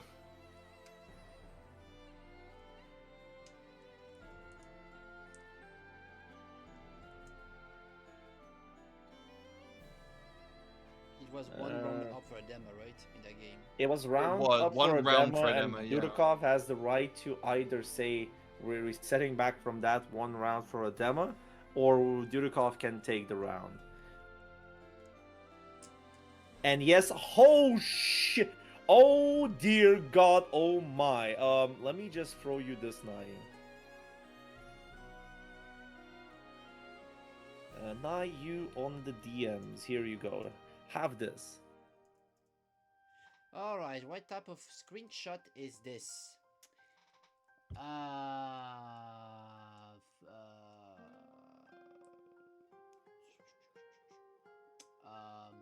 Wait, okay, let me, medium load, full load. Oh! Wait, no, that's, no, we don't care about Frankfurt here. Wait, what? Am I stupid? Can I not, like, check an image? What the fuck is that? Where's the problem? Everything's on full load, bro. Okay, that's the problem. Okay, I was like, is it full load? Is it a bad what I could? Full load's bad. My man's looking at the screenshot. There's a huge glaring issue. I don't see an issue here. Since everything, Yeah. since everything is on full load, maybe it's. Okay, are we What? back in No. and playing like normal? What kind of engineer in any of IT position would fucking decide that constantly being on full load is a good idea? I'm not supposed to study my shit. I'm here to play Gremlin, not check at shots Wait, like now this. you're gonna be in IT? No. I could be a. Oh. Are they playing? They're playing like oh, I see. Okay, they played. What they've done is they've played back to the They are one round up resetting, yeah, position. they reset the position. That's why I was holding for time and calling out Mayu's bullshit. Oh, And now man. the bullshit of the Steam comes in back. Oh man, this is real This bad. time it's Dudikov. I mean, what do we even do here? Like,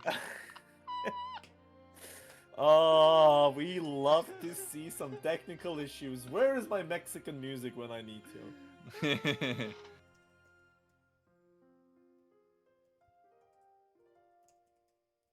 man, I mean, like, what do we even do here? Like, Oh my god. A connect for grands. I am not doing that bit again. Even Zwei showed up, bro. Like, what the fuck?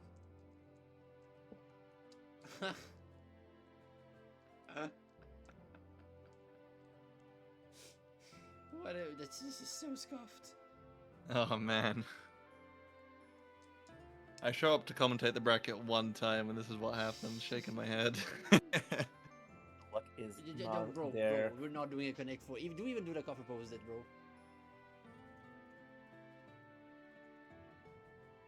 Yeah, in chat.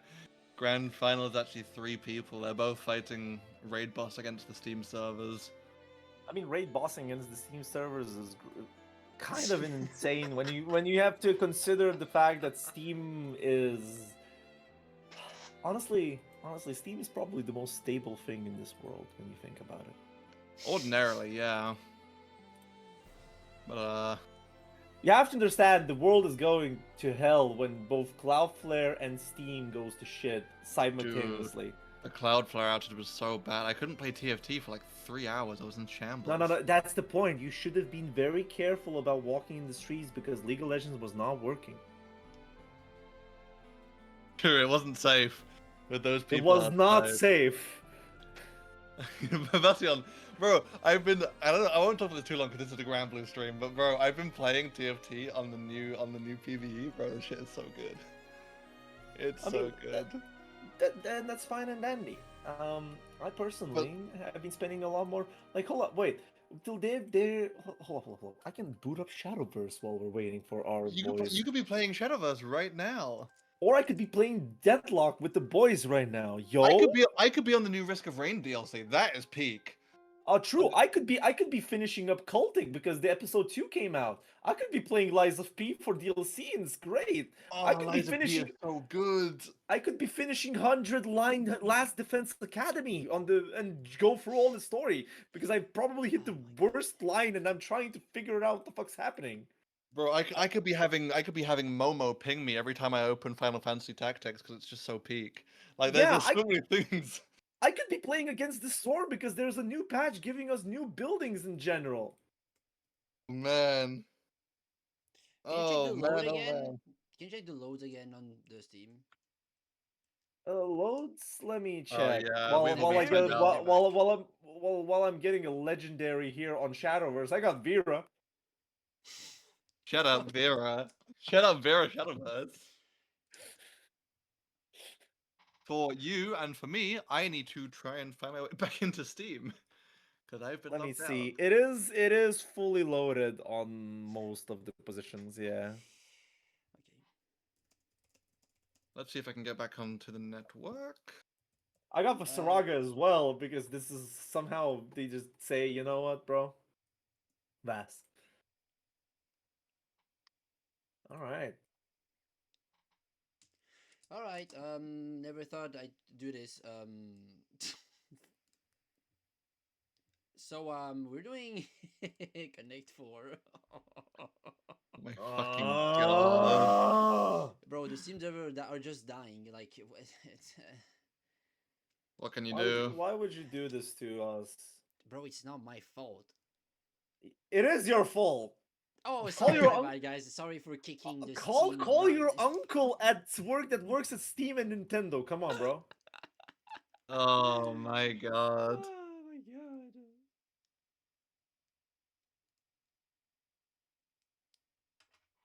So for me and for anyone else in chat who's uninitiated, what's the plan with grand finals here? So there was a bit at some point where instead of doing a basic rock paper scissors on connection test, I would make people do connect 4. That was funny for like one bracket, but I pushed the joke a bit too far, admittedly. So I stopped doing that of like because people were being annoyed at this, obviously. Yes, that shit's along, by the way. Yeah, I just played with that too long. But anyway, boom, boom, boom, connect. Connect 4 time. Let me check if I hate it. Well, we can see your Discord. That's it. Yes. Fucked Because up, you fucked gotta up, wait fucked a up. little moment to check this. Oh, are we Understood. gonna are we gonna watch this through a stream? Where are we watching this? You can click on the link on the blah, blah, blah, FT3s. You can check on the link in the thread. I'll just share it to you guys.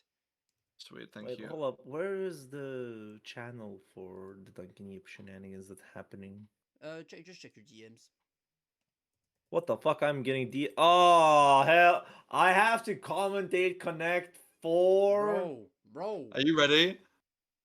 Okay, Adema is the red pieces. Adema gets first move.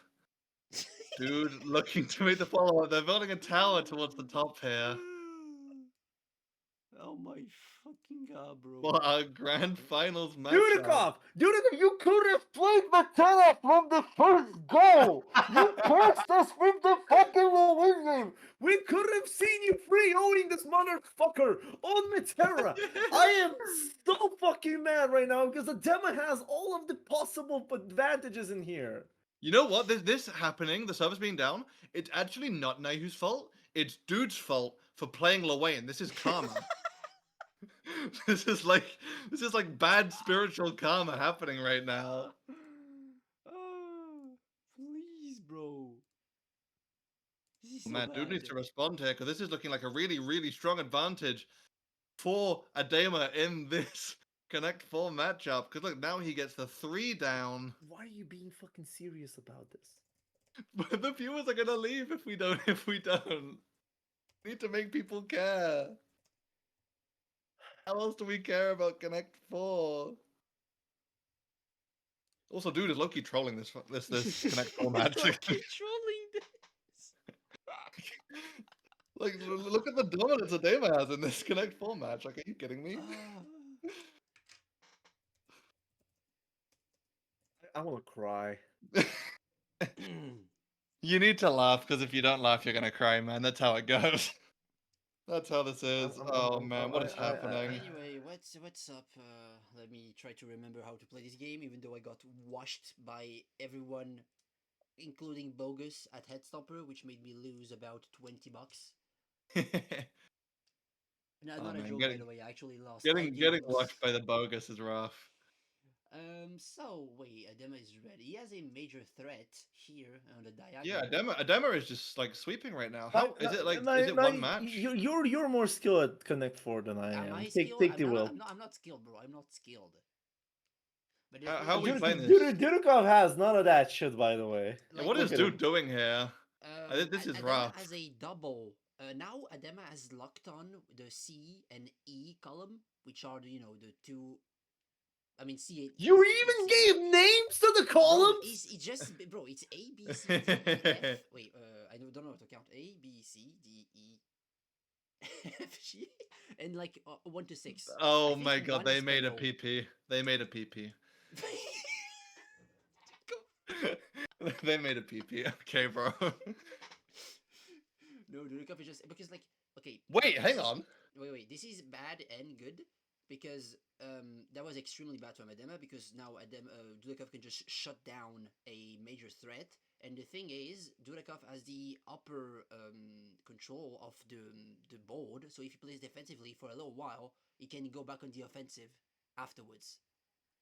Dude's Connect 4 neutral is so nice though. No, it's just Adema. Like when you're like on a situation like this, when for example, on the E column, if Dudakov places a pin, Adema wins. But if Adema places 1, Dudakov can defend. So it's locked down. And technically speaking, Adema has a major threat on like set point, I guess. So he can just technically speaking play defensively everywhere else. And at some point, Dudakov will have to play in this. Oh man, this is messed up.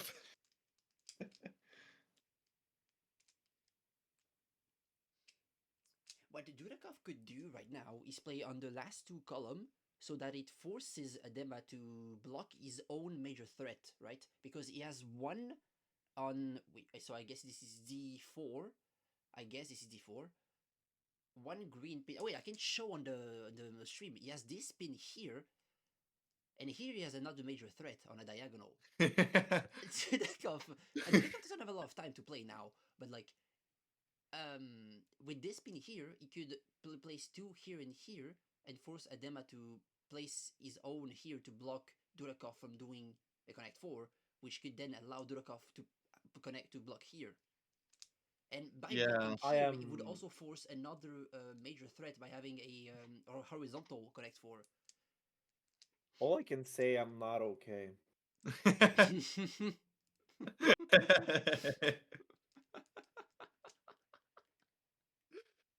Man, See, Durakov. Yes, no, dude, I gotta check racer. apologize. I gotta apologize to dude, bro. This guy's like actually low-key got it on lock. Zwei saying that there's a setup from a demo. I mean, not really. We'll wait and see. We'll wait and see. He has one thread. Zwei sees it. Zwei sees what the numbers mean. Like, a damage would have to place on A, B, C, D, E, F, G1. Oh, that's also good. Durakov places on G1 and he's... What? Did the connect... Bro, are we getting connection diffed in Connect 4? There is no way.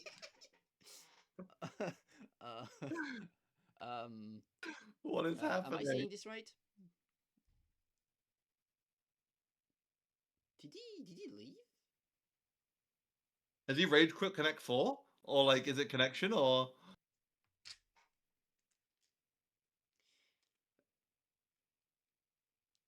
Oh, resign was... Oh, he thought resign... What? My bad. Thought resign was resign game rather than room. Oh, so he just... so, wait. So you just... has he resigned? You just forfeited the first one? Is it a best of 3 or a best of Yeah, like what's the best of 3 LA. Okay, so we're looking at best of so fucking no, man. Okay, Durakov just admitted that to forfeit. He was just wanted to forfeit that round. Okay. Wait, no, it's 1-0 back to them. Oh, by the way, hello, people from NA and Khalil. Oh man. Okay, Khalil. Okay, if you wanna check this Connect 4 game, just like do yourself a pleasure, but you can't go do something else. This is fucked. People joining for grand finals and this is what they see on their screen. Bro, imagine like okay, even worse, bro. Imagine this is your first time checking. Bro, Red Blue. Steam is Bro, fucking down. that has the most fucking viewers, and it's Connect 4. The most viewed Grand Blue streamer, they're playing Connect 4 for the grand hate finals it. reset. Anyway, Dudikov, you could have not played fucking Lil Let this be a warning to all ye Lewayne players. You know, the universe is against you if you play that character, even if it is Akame came back from work, saw a touch of Lewayne into Connect 4. What a combo. My goodness. So, Durakov has more advantage in the middle of the game here. That was a nice placement from Adema because he has a minor threat. When you have like 2 in a row, and you could place a third, that's a minor threat, I think. That's what I read at least. So this is a minor threat.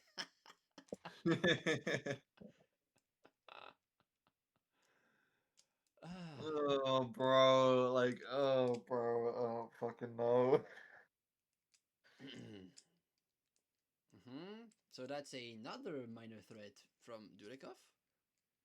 Why are we making up competitive term for fucking Connect 4? I'm not making them up. I would never make up minor threat, major threat, and the positioning. I would never think that of myself. This Connect 4 By shit gets myself. serious, man. I'm not Yeah. lying, bro. This has layers. It's not as complicated as chess, of course, obviously, but it has its own thing. Nah. Funkin' Dunkin'Yips have win only for Nah. the one. Somehow Bo is low elo in Connect 4. It happens. It's fine. Oh my god. They're playing super slow as well. They're taking this shit as a little bit seriously. Yeah, this shit gets super serious. This shit gets super serious, and I can see them. There's like 4 people Major threat. There's 4 people in the voice chat in EU training ground. Oh my god, the demo! Oh wait, Wait. checkmate. Okay, he places 2 pins on the left. Checkmate. He wins this. It's a win. He has a setup. Yeah. Yeah. No. Yeah. It is. It's a setup. That's checkmate. He has he has a setup. Adema, you won. Just place on the left, bro. Stop thinking. I'll be the voice of reason in this insanity that we're having here. And Nayu, why the fuck are you coaching a player in the Connect Four at That's Grand the Final? bro. I didn't. I took this bit seriously. Okay. Let me flex the only thing that I know. GG's. Just give a fucking some ambiguity for the viewers. Oh man, there you go. Oh no, bro, no. That dude takes it, bro. Like, I don't know. No, it's That is rough. Oh wait, it's Dudakov that won. Sorry, my bad. Wait, let me switch them around because Dudakov is on the left. Liar? What do you mean? Did I lie on Dudakov winning? I thought it was a demo because my bad.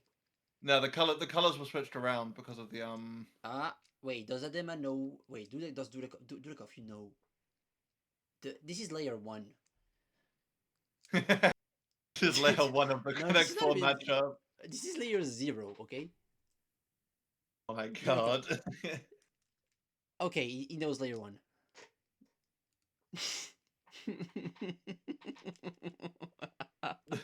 No, can you resend me the link for the Connect first Connect 4 game? The link is not. I don't think it's. There we go. Thank you. Oh my god. Wait, you know what? Let me put some bits of music at least for the stream. This is the same music that will be. Wait,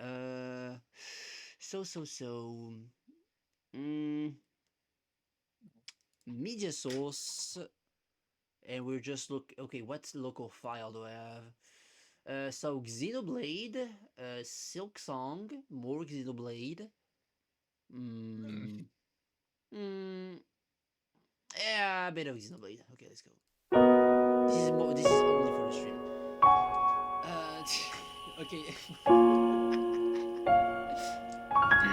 Why is making shit up. Adema using the down back technique and Dudakov entering with TK exit. No, wait, is it? Wait, it's low. It is way too loud. Jesus.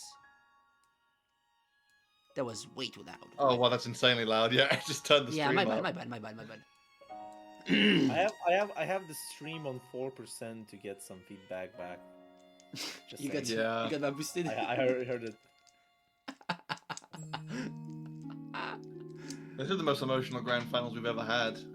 Oh yeah, this is so anticlimactic, but like they're taking this shit seriously apparently. Yeah, I look at the EUTG Wait, voice chat. Adema is there, yeah.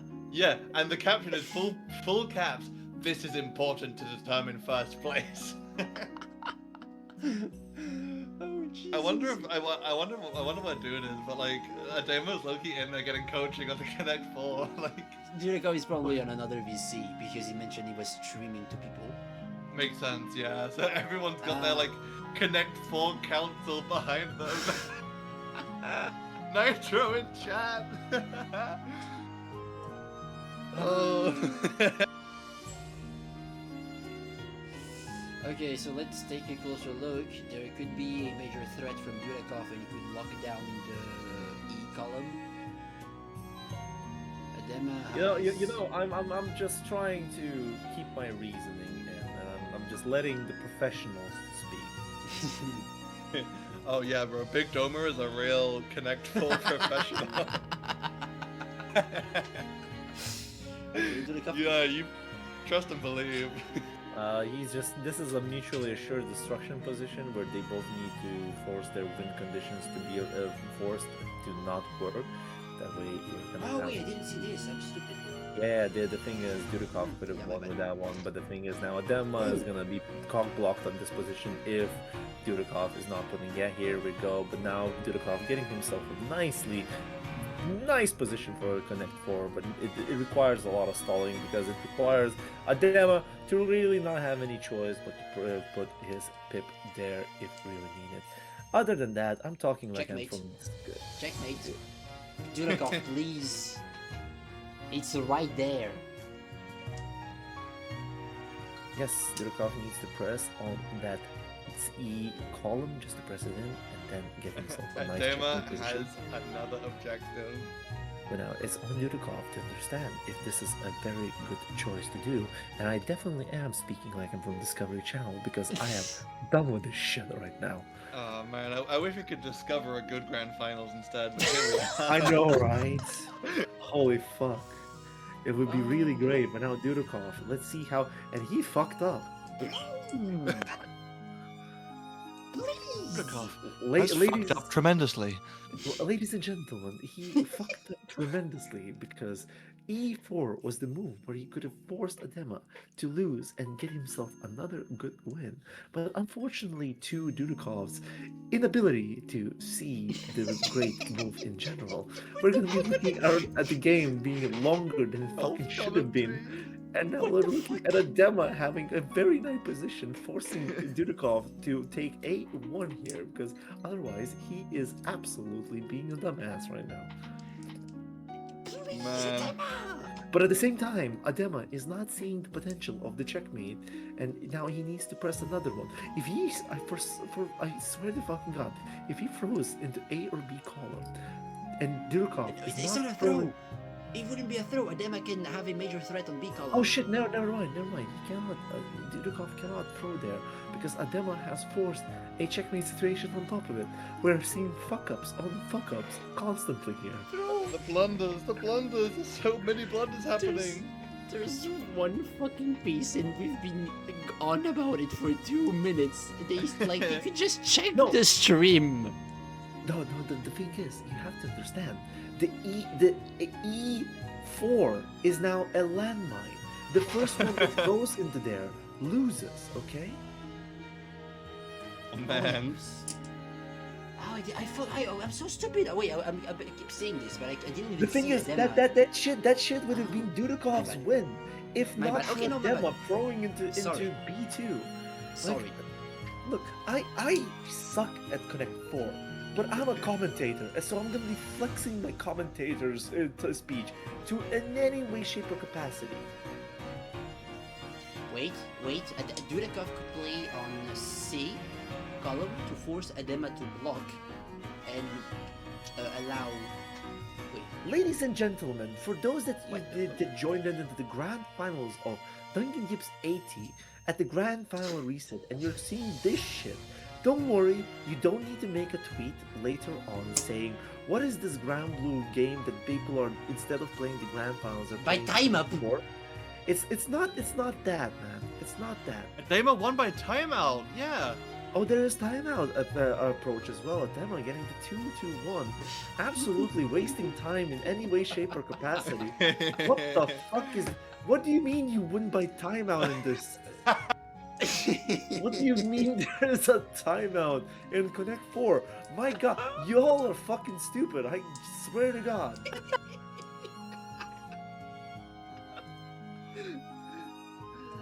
Oh my god. It's a classical Romanian defense.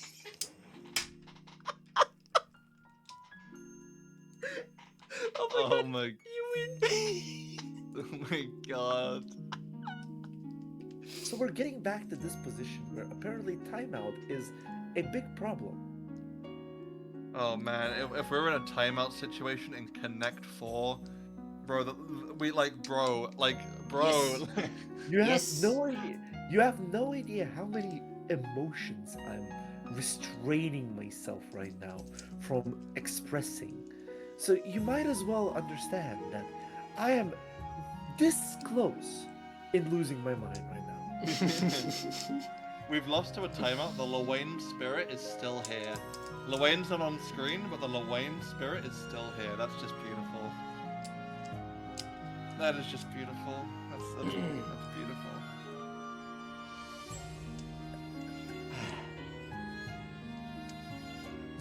Okay, good placement. Like the Adema, as like he's placing traps. For now, he 100%. has a. He's already doing a setup.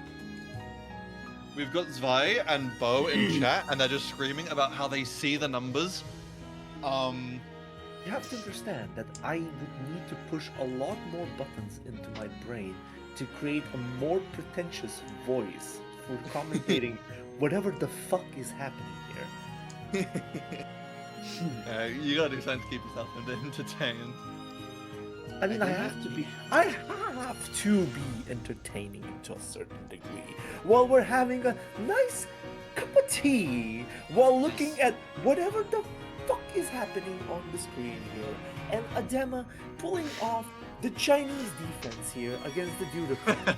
Because I genuinely do not know any of the strategies here, so we have to create the nicknames and names of the positions and the places. This is from experience, but when someone has a sort of arrow, see, you can see in Dudakov on the C and D column, yes, it's like the beginning of an arrow, you know, the corner. That's a strong position. I can't explain it, but I know it's strong because when I have it, I'm playing good. When my opponent has it, I'm in shit. But Nai, you have to understand. You have forced us into this Connect 4 Grand Final reset. You have to Sorry for perturbing the fucking weather and the loads on Steam servers. My bad. I literally don't give a shit. Do the analytical commentary on this in your best effort. Otherwise, I'm gonna lose my mind. He has the now T. look at this. He has the T. Yeah, he has a very good position at this here position at B3, but the Adema says, I'm gonna make a sandwich. Dudakov is forcing. Dudakov forced the lockdown on the column A and A, B, C, D, E, E, E. I don't know how to count, bro. We got people in chat saying Adema's screwed. We got people saying it's a crazy bait. Oh And look at no, this. that's checkmate. The checkmate has been created, and Adema is gonna be forced to go into a double Luigi position here. Oh my god, bro. He's eating shit, and it's a 2-2. Bro. Bro, we are double Luigi in Connect 4. Let me go home, please. While our commentators are absolutely losing their mind. Oh, they're playing fast. They're playing fast. They're playing fast. Oh. Yes, like everybody has literally lost their shit. And we're seeing an almost identical starter from both of them. It's not the Romanian defense. It's not the Chinese defense. It is definitely the maximum idiotus defense right now. No, it's the Taiwanese attack, bro. Don't worry about it. Taiwanese. Alright. So I'm waiting for the very random move from both of these players, pulling off the Australian offense. But at the same time, I am literally trying my fucking best here, my guys. For most of Europe, it's like 11 p.m. or even midnight. How are you guys doing this? It is midnight here because I am unfortunate with this kind of curse called being a Lithuanian. Oh my god, man, you Bro, I'm just very stupid. I'm just very stupid. I love this. This is so funny. This is extremely exploitative of the production people right now. Man, we need to get a screenshot of the last game so that the winner can have it for their just for their own benefit. No, for the top 8 graphic, the fucking board. Yeah, really I was gonna say, make it your top 8 graphic. Make it your top 8 graphic. Now look at this position here, ladies and gentlemen, It's where so Dudakov has to choose and go for a ABCDEF F2, but instead he decided to do the It's the zebra strips. While Mayu is having schizophrenia, we're getting back to Twin the arrows. actual game. You're fucked, buddy. Twin arrows. You are fucked, buddy. That's actually the funniest thing I've heard all fucking day. It's fucking zebra strips. Like, if anyone plays, it's fucked.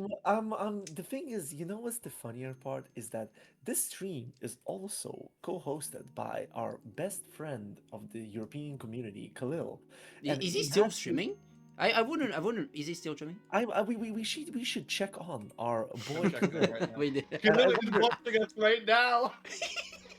And And Khalil is going fucking so ham on the analytical commentary. Oh, We should get him on. He's talking more sense than we do. Adama left. What happened? What? Adema? I Did didn't even Adema have time- rage quit? Did he? No way. No. No What way. We couldn't even say the finishing move. No, guys. Guys, don't fucking tell me that Dudikov wins by disconnection versus Adema. Bro, what has happened? Alright, ladies and gentlemen, the Dunkin'Yips number 80. The grand final reset is gonna be taken by Dudikov 3-2 against Adema if the rules are there. People are trying to figure out what the fuck is going on. Same here. Adema 1-3-0. Yes, definitely here. Now you doing the TOing work live. This is more skillful than playing in a Grand Blue game. I mean, Connect 4 game. But at the same time, it is gonna be it. Our tournament is over, and Dudikov taking the first place. Adema the second one. Third going to Squiddy, and fourth to Samu. Some honorable mentions going to Yuna and Luca, just falling short to the whole tournament. With it, we're gonna be saying ourselves goodbye because I didn't even raid fucking Khalil, bro. Come chill out. yes, and the Khalil needs to be rated. Just do Oh, the raid things someone fast else. because Okay, who are we rate raiding? someone else. What the fuck? Other than that, the tournament is over. Do want to mention that it is gonna be Starfall this weekend at Sunday, a Silver Arc World Tour event.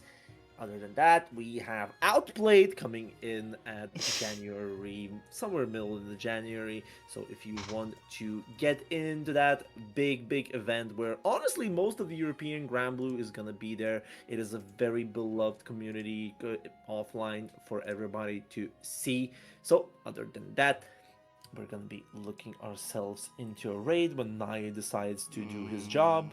There's a Connect 4 category on Steam. Shut the fuck Twitch, up! I mean, on Twitch, I mean. There's no viewers and there's 720 followers. Shut the fuck up. Anyways. Okay, Oh, I'm man. closing the stream on this. Give back people.